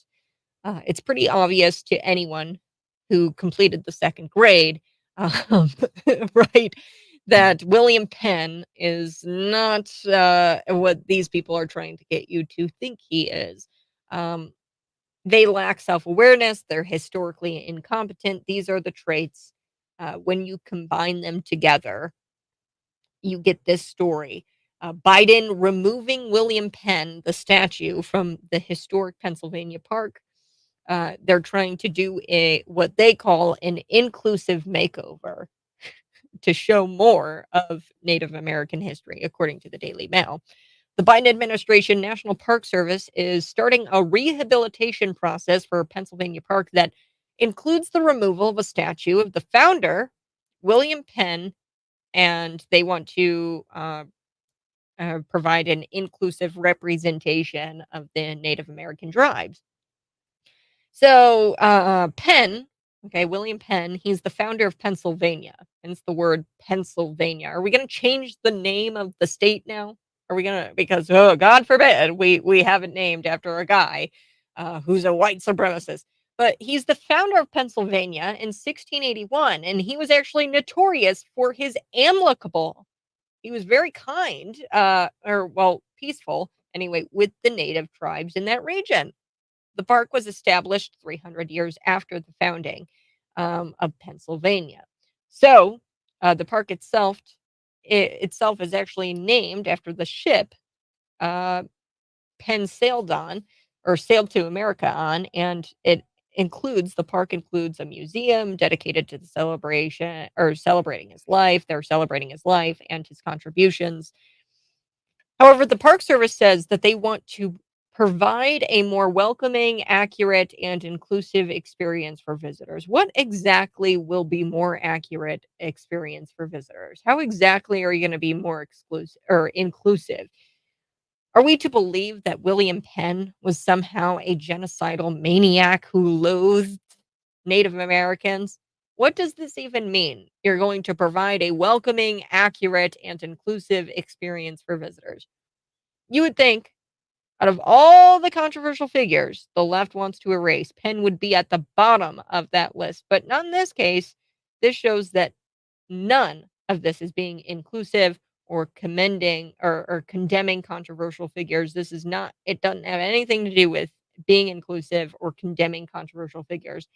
This is about casting America as an evil country that needs to be corrected, and politically correct at that. We have to be corrected as Americans, and America is inherently evil. And that's what this is about. This is a dangerous ideology. No matter how many statues are destroyed, you can't erase the fact that the USA is the capital of the free world. Sorry, Joe Biden, you can. You can't erase that. Before America, there was arguably no concept of human rights. You know what the native tribes did? They'd take people, they'd cut out their hearts, and they'd lift it up to the sky and pray for rain. Okay, that's what America was like before people like William Penn came over. Okay, and there were no human rights. There was no concept of human rights. At least not to the extent that we've got today. America is so free that people who hate this country so much, um, who want to tear down statues and tear down evidence of its history, can have staff positions in the federal government. America is so free that even people like Joe Biden get to hold office. Okay, even though he hates America, even though he wants to destroy the evidence of its history, of America's history, we still have a setup where that guy can represent us in the highest level. America is so free, you can scream about how much you hate it. If they wanted to be inclusive, wouldn't adding statues be a better idea? Okay, maybe they should add a Native American statue. I don't know, add Squanto or whatever. Although I'd argue that he's a POS, and a lot of those Native Americans, I mean, go check out my Thanksgiving special, the true story of Thanksgiving. And by the end of that episode, you're gonna be like, wow, this whole they all gathered around the table and held hands and they had peace.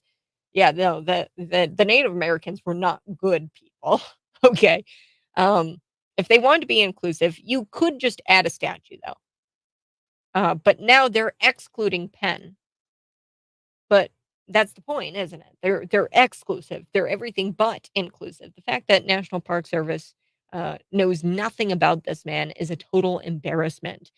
But let's just go ahead and let the left destroy history to be inclusive of Native Americans, whatever that means. All right, I do have to take a quick break, but we're going to be back here on the Morning Buzz talking a little bit about a new resolution that McLean County could possibly see adopted after the McLean County board meeting on Thursday. I've got more on that story next.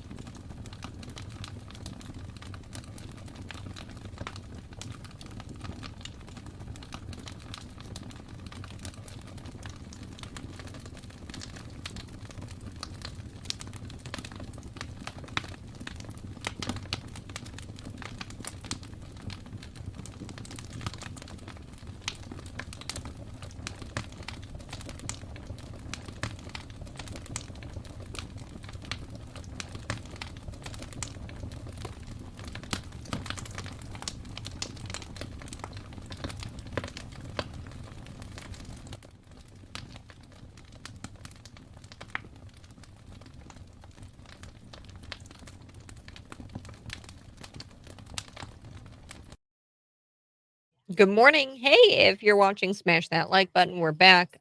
You won't believe the rant that Michelle Obama went on. So Michelle Obama insinuates that Donald Trump keeps her up at night. And she says she's terrified of what could happen the next election. Michelle Obama and her husband are worth $70 million they live in Martha's Vineyard. Yet Donald Trump has found a way to keep her up at night. Remarkable. Let's take a listen to this when we come back. She like quite literally says that she's terrified of Donald Trump, which is hilarious. Um, we're going to chat about that. Plus, McLean County, they've got this new resolution. This is a local story that I want to hit.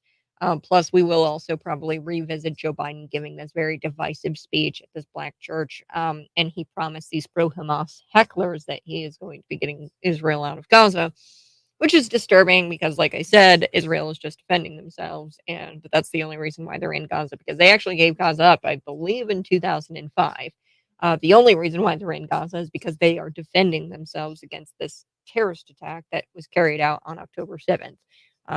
We'll chat about it here coming up on The Buzz. Smash the like button, subscribe to my YouTube channel. No one is more dangerous than the entire Pritzker family and networks. I agree. I think that they are very powerful and very high up there.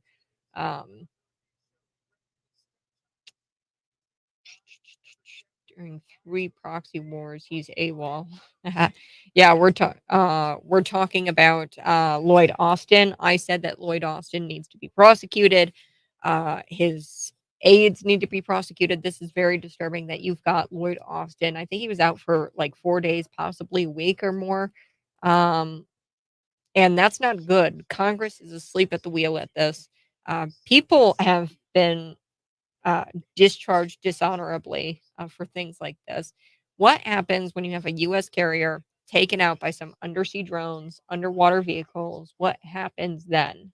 The Biden administration had no idea that he was even gone. And when you think of it this way, if I didn't show up for work today, there would be dead air. But the stakes are much lower here if I didn't show up to be on the radio this morning. Lloyd Austin, he's got millions of dollars in this defense budget. And he just, I'm going to spend the time in the hospital and not tell anybody about it. Prosecute him, prosecute him, prosecute him. I'm going to go as far as to say that he should be prosecuted. Everybody needs to be prosecuted who's been covering this up. Lloyd Austin has been in the hospital for, I think, about 4 days. Now, it could be more. This administration, they lie. They're pathological liars. And Lloyd Austin, he's the Secretary of Defense. He's in charge of this millions and millions of dollars of budget. And he just is in the hospital. Nobody... he didn't tell anybody that was in the hospital. He didn't say, hey, my replacement is taking things over. The Biden administration didn't know that he was in the hospital. And the acting secretary was on vacation somewhere. This is the most incompetent administration I've ever seen. And what happens? We've got U.S. carriers over in Israel, okay? And they've got hundreds of troops on them. What happens when if a U.S. carrier, God forbid, gets taken out by some undersea drones and undersea vehicle? Who do we go to? There's going to be, a situation room. They get into the war room. President Biden's there, calling shots. Let's pretend for a minute here that that's what goes on. But then we get to the Secretary of Defense. Where's my Secretary of Defense? Oh well, he's going to be late. He's running a bit late. What do you mean he's running late? Well, actually, sir, he's in the hospital, and he's been there for quite some time. I mean, look at the international community. The international community is going to be looking at this, and they're going to be like, now's the time to strike. Their Secretary of Defense has been on the spritz for 4 days. He hasn't even been there for 4 days. Now's the time. And I love how this administration, they sit there and they're like, oh, Putin, he's in a coma. Sergei Shoigu, he was incapacitated. They lie. They say that Putin is incapacitated. That's not true. They say that he's not doing well, his health. He's got a heart attack, stroke, coma. I don't know. I can't even keep up with it. The reality is our military officials are incapacitated. So McLean County under a collision alert, by the way. It's kind of dicey out there. I saw that it was kind of snowing or raining more so. It was really snowing this morning at about 5 a.m. when I rolled in. But road conditions can still be slick. I'm sure that plows have been out and salting the roads. It didn't get up to a whole a crazy like temperature, or it didn't get down to a crazy temperature. This point of freezing that I thought we were going to get, it didn't quite get there, and it's just been kind of raining on and off. So yeah, we'll have to see later tonight. It could be that it turns to snow again, and we could get a couple of inches from that. But right now, there's a collision alert. So if you get into some kind of wreck or crash and it doesn't result in any kind of injury or the vehicle being some sort of road hazard, wait to call the McLean County Sheriff's Office until that collision alert has been lifted. It's in place until further notice. I did want to get to this morning. Chuck Erickson, and he's running for Illinois State Representative in the 88th District. It's the State House District 88. He's got a resolution out there, and this resolution is kind of, I mean, it's a great resolution. I'm not going to like totally, rip on, or rip on the resolution, because I think it's a good resolution, but it's kind of mild. Okay. It's not as spicy as some of the other ones that I've seen. Okay. Coming out of places like Rosemont, coming out of places like Chicago. Let me just read this for you. Mayor Brandon Johnson himself has issued fines for bus companies of up to over $5,000 for these bus companies that violate migrant drop-off regulations. So busloads of migrants have actually been sent away from places like Rosemont. Cicero. Rosemont has hotel fines in place. If hotels are caught housing these migrants, they could be issued some fines. After 30 days, they could be issued $1,000 fine. These hotels. There's a lot of, Grundy County, they've got a resolution that makes them a non-sanctuary county. And in their January 10th meeting, they're planning on adopting a couple of resolutions that really make it to where it's known that they are not a welcoming city. Where, if a bus drops off 50 people at a truck stop at 3 a.m., and the bus driver's still there, they're going to send out law enforcement, Grundy County, and the law enforcement is going to meet that bus driver and get him or her to keep going. Okay. And if the bus driver takes off and drops the migrants off there and they're all standing in blankets, what Grundy County, the law enforcement will do is pack them all up and ship them on up to Chicago via train, bus, whatever it takes to get them out of Grundy County. Now, all the resolution says here in McLean County is this. It just says that, hey, we're not going to dedicate taxpayer money or taxpayer funded services to migrants sent to McLean County by any state or other municipality. So that's all this is. It says, the federal government, they're not enforcing our current immigration laws, and it jeopardizes the health and safety and welfare of our residents. And it further imposes financial burdens to our citizens while being unfair to those seeking legal entry in the United States. The federal government's refusal to enforce said immigration laws empowers drug cartels and victimizes women and children, and often results in exploitation of migrants, many of which have not filed asylum application, and they are unaccounted for. So this is the resolution. It's supposed to be voted on. Corey Byrne. I'd have to pull up the direct quote, but Corey Byrne has said some things that would make your skin crawl. And I'm going to pull up that quote actually here in the third segment of the hour. But Corey Byrne, he's calling to action. He says, county board members, you have to contact your county board members. Now, he serves in District 10, which is the same as Chuck Erickson, who has got this resolution proposed. He says, contact your county board members to protest this racist resolution. The resolution will be brought before the county board this week. And this is hilarious because he posts this on like his very public page. He's a school teacher, by the way.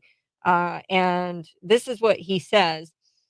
He says, this is the single most disgusting, racist, ignorant, discriminatory piece of bull I can't say the other word because we're live on air, I've ever seen before this board. The board resident culture warrior and champion of systemic racism, Chuck Erickson, who's running for state representative and has massively been losing support, has penned a resolution employing racist tropes and hysterical fear-mongering, attempting to deny taxpayer funding to migrants passing through McLean County. Okay. Oh, man. I just love it. He goes, those of us who proudly live in East Bloomington know this is not how we feel and think and treat people.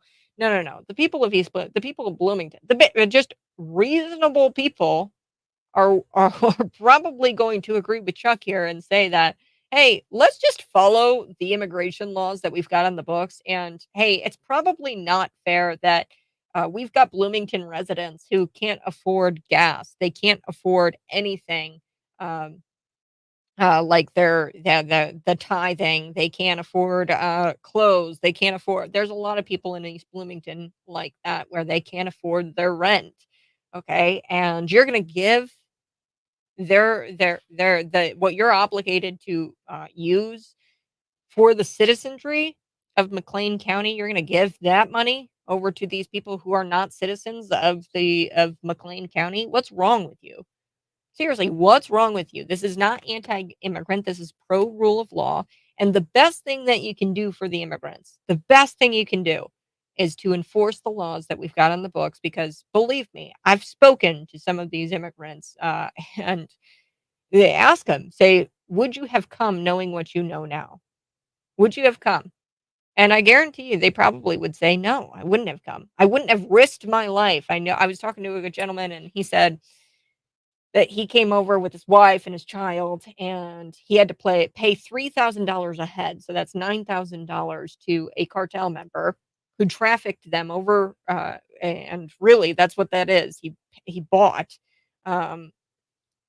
these people, or he had to buy his way to the border, and they didn't even drive him over the border. They drove him close to the border where he had to get out and walk with his little infant girl and his wife. But say he was $1,000 shy and he couldn't drum up the $9,000 to pay this cartel member. Or just let's say the cartel member was having a bad day. Things could have went way south for that family really fast. And we need to stop this open border, open southern border, because at the end of the day, McLean County, Illinois, the United States, we are going to have blood on our hands if anything happens to these migrants while they are over here trying to gain access to the country. Okay, truck stop, 3 a.m. right here in Bloomington. If they get dumped and then some nefarious character walks up and says, "Hey, you 3 women, come with me," and I'll take you here, and he'll lie. But you'll never hear from them or see them again. And that's on McLean County's hands. The blood is on McLean County's hands. So this resolution is the only thing that we can do to protect the county, to protect the citizenry of McLean County from having blood on our hands. So yeah, good for Chuck Erickson. Glad he proposed that resolution. And like I said, it's not like it's super spicy. There's a lot of other legislation out there and resolutions out there that are way, way spicier than that. All Chuck is saying is, hey, let's not spend money. That's all he's saying. You could go Brandon Johnson and you could go nuclear. And Brandon Johnson out of Chicago, guess what he's doing? He's issuing fines of over $5,000. He's Chicago has put into place legislative resolutions where the bus company is bringing migrants to the city, and he's put them on notice. And he says, if you don't comply with the rules, so there's certain drop-off regulations of these new arrivals. If you don't comply with the rules, where and when to drop off these new arrivals, the penalty will be more than just a fine. Brandon Johnson has proposed impounding buses if they break the rules. I mean, I wouldn't doubt that Mayor Brandon Johnson goes as far as to slapping people in jail for driving the migrants into Chicago. Okay, I wouldn't doubt that that's coming down the line. Chuck is just saying, hey, let's not spend money, right? So yeah, Corey, my friend. If you are so about the migrants coming to McLean County, I would encourage you to take the door off your front door, take it off its hinges, and let them come in. Have you got an extra bedroom? Let them sleep. Put your money. Put. Why don't you be a man of your word and open up your door? Let the migrants stay at your house, Corey Byrne. All right, I'm back next.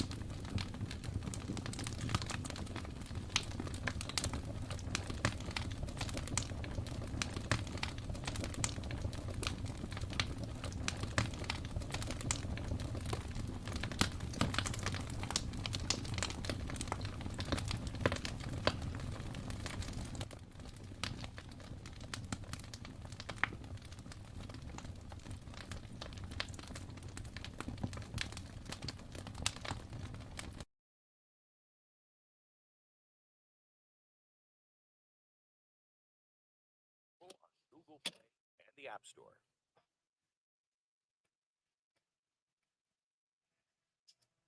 Oh boy, Michelle Michelle Obama. Michelle Obama insinuates that Donald Trump keeps her up at night and says she's terrified of what could happen next election. Michelle Obama and her husband, just to put this into some greater context, they are worth $70 million. They live in Martha's Vineyard, yet Donald Trump has found a way to keep her up at night. And this is truly remarkable. Let's take a listen here to Michelle Obama. Let's go. The things that keep me up because you don't have control over them.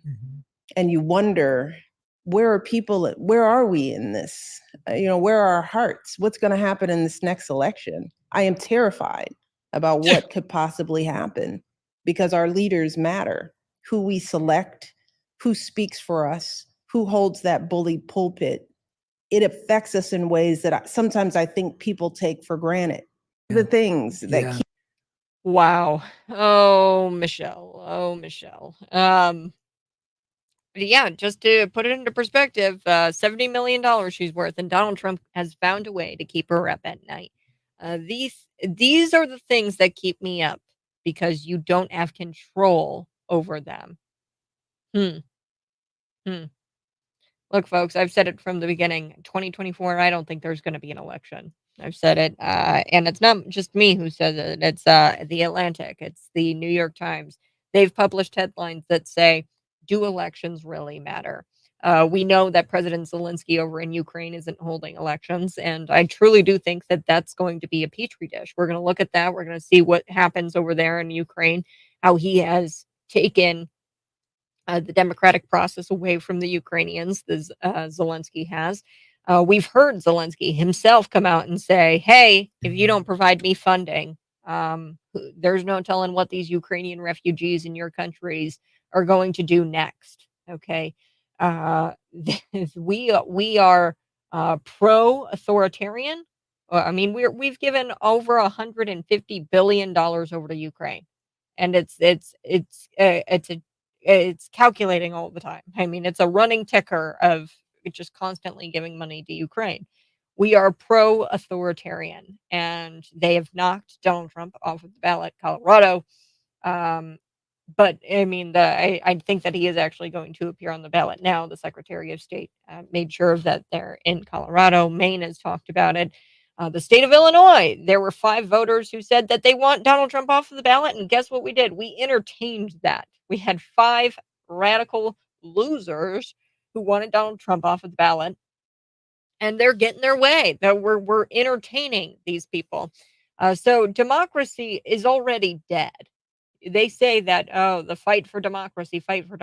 What these people don't understand is that democracy is already dead. I think it's been dead a long time since they killed JFK. But that's truly the catalyst of everything is the assassination of John F. Kennedy. That's the last time we had a national populist. I mean, we've had other presidents who are nationalist populists, but that was where the deep state took over, was when they assassinated JFK, and I wouldn't be surprised if that happens to Donald Trump. Hey, I'm going to be back next. This is the Morning Buzz.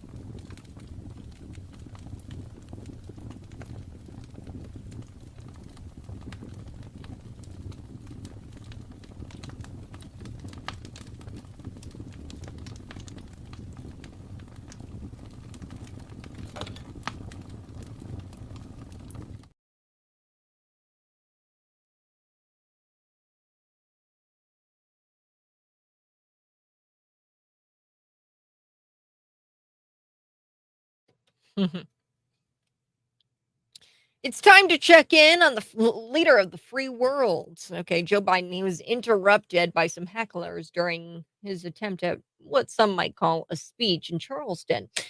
This was at a church, and let's just say after the hecklers, the speech didn't get much better. Okay, the president was interrupted because protesters were calling for a ceasefire in Gaza during his pilgrimage at a church in Charleston, South Carolina. And he was there to try to appeal to Black voters because he's losing his base. He's losing Black voters. And he was there to try to appeal to them as part of his campaign against President Donald Trump. Now, calling for a ceasefire, the group interrupted the president. And he was speaking about his ties to this church. Now, this is a historically Black church in Charleston, and this is where 9 people were killed after a gunman opened fire on a Bible study back in 2015. Now, one protester yells out, "If you really cared about the lives lost here, you should honor the lives lost and call for a ceasefire in Palestine." Okay, first of all, the crowd, these protesters, they are unintelligent. And Joe Biden, he kind of like entertained them. He offered reassurances that he was working on getting Israel out of Gaza. Look, Israel's only in Gaza because Israel is trying to defend themselves against a brutal terrorism attack that happened on October 7th. Okay. So to deal with this level of intelligence from these pro-Hamas protesters, it's just, and not to mention this guy gets out there and he's like, yeah, MAGA Republicans, they constantly disrespect me and blah, blah, blah. This is the leader of the free world. He's the most powerful person in the world. It's a bit cringy to see the president whine about his opponents hurting his feelings, and then to also entertain people who lack such intelligence, such as the pro-Hamas protesters. All right, that's going to do it for me here on the Morning Buzz. Stay safe out there. We could get a couple of more inches tonight of snow. It's kind of slushy out there right now. Be on the lookout for a freeze. We could be getting some temperatures, freezing temperatures, and that could make a nice slick pavement for us on the road. So there is a collision alert in place for McLean County. That remains in effect until further notice. Bye-bye. I love you. We'll do it again tomorrow morning.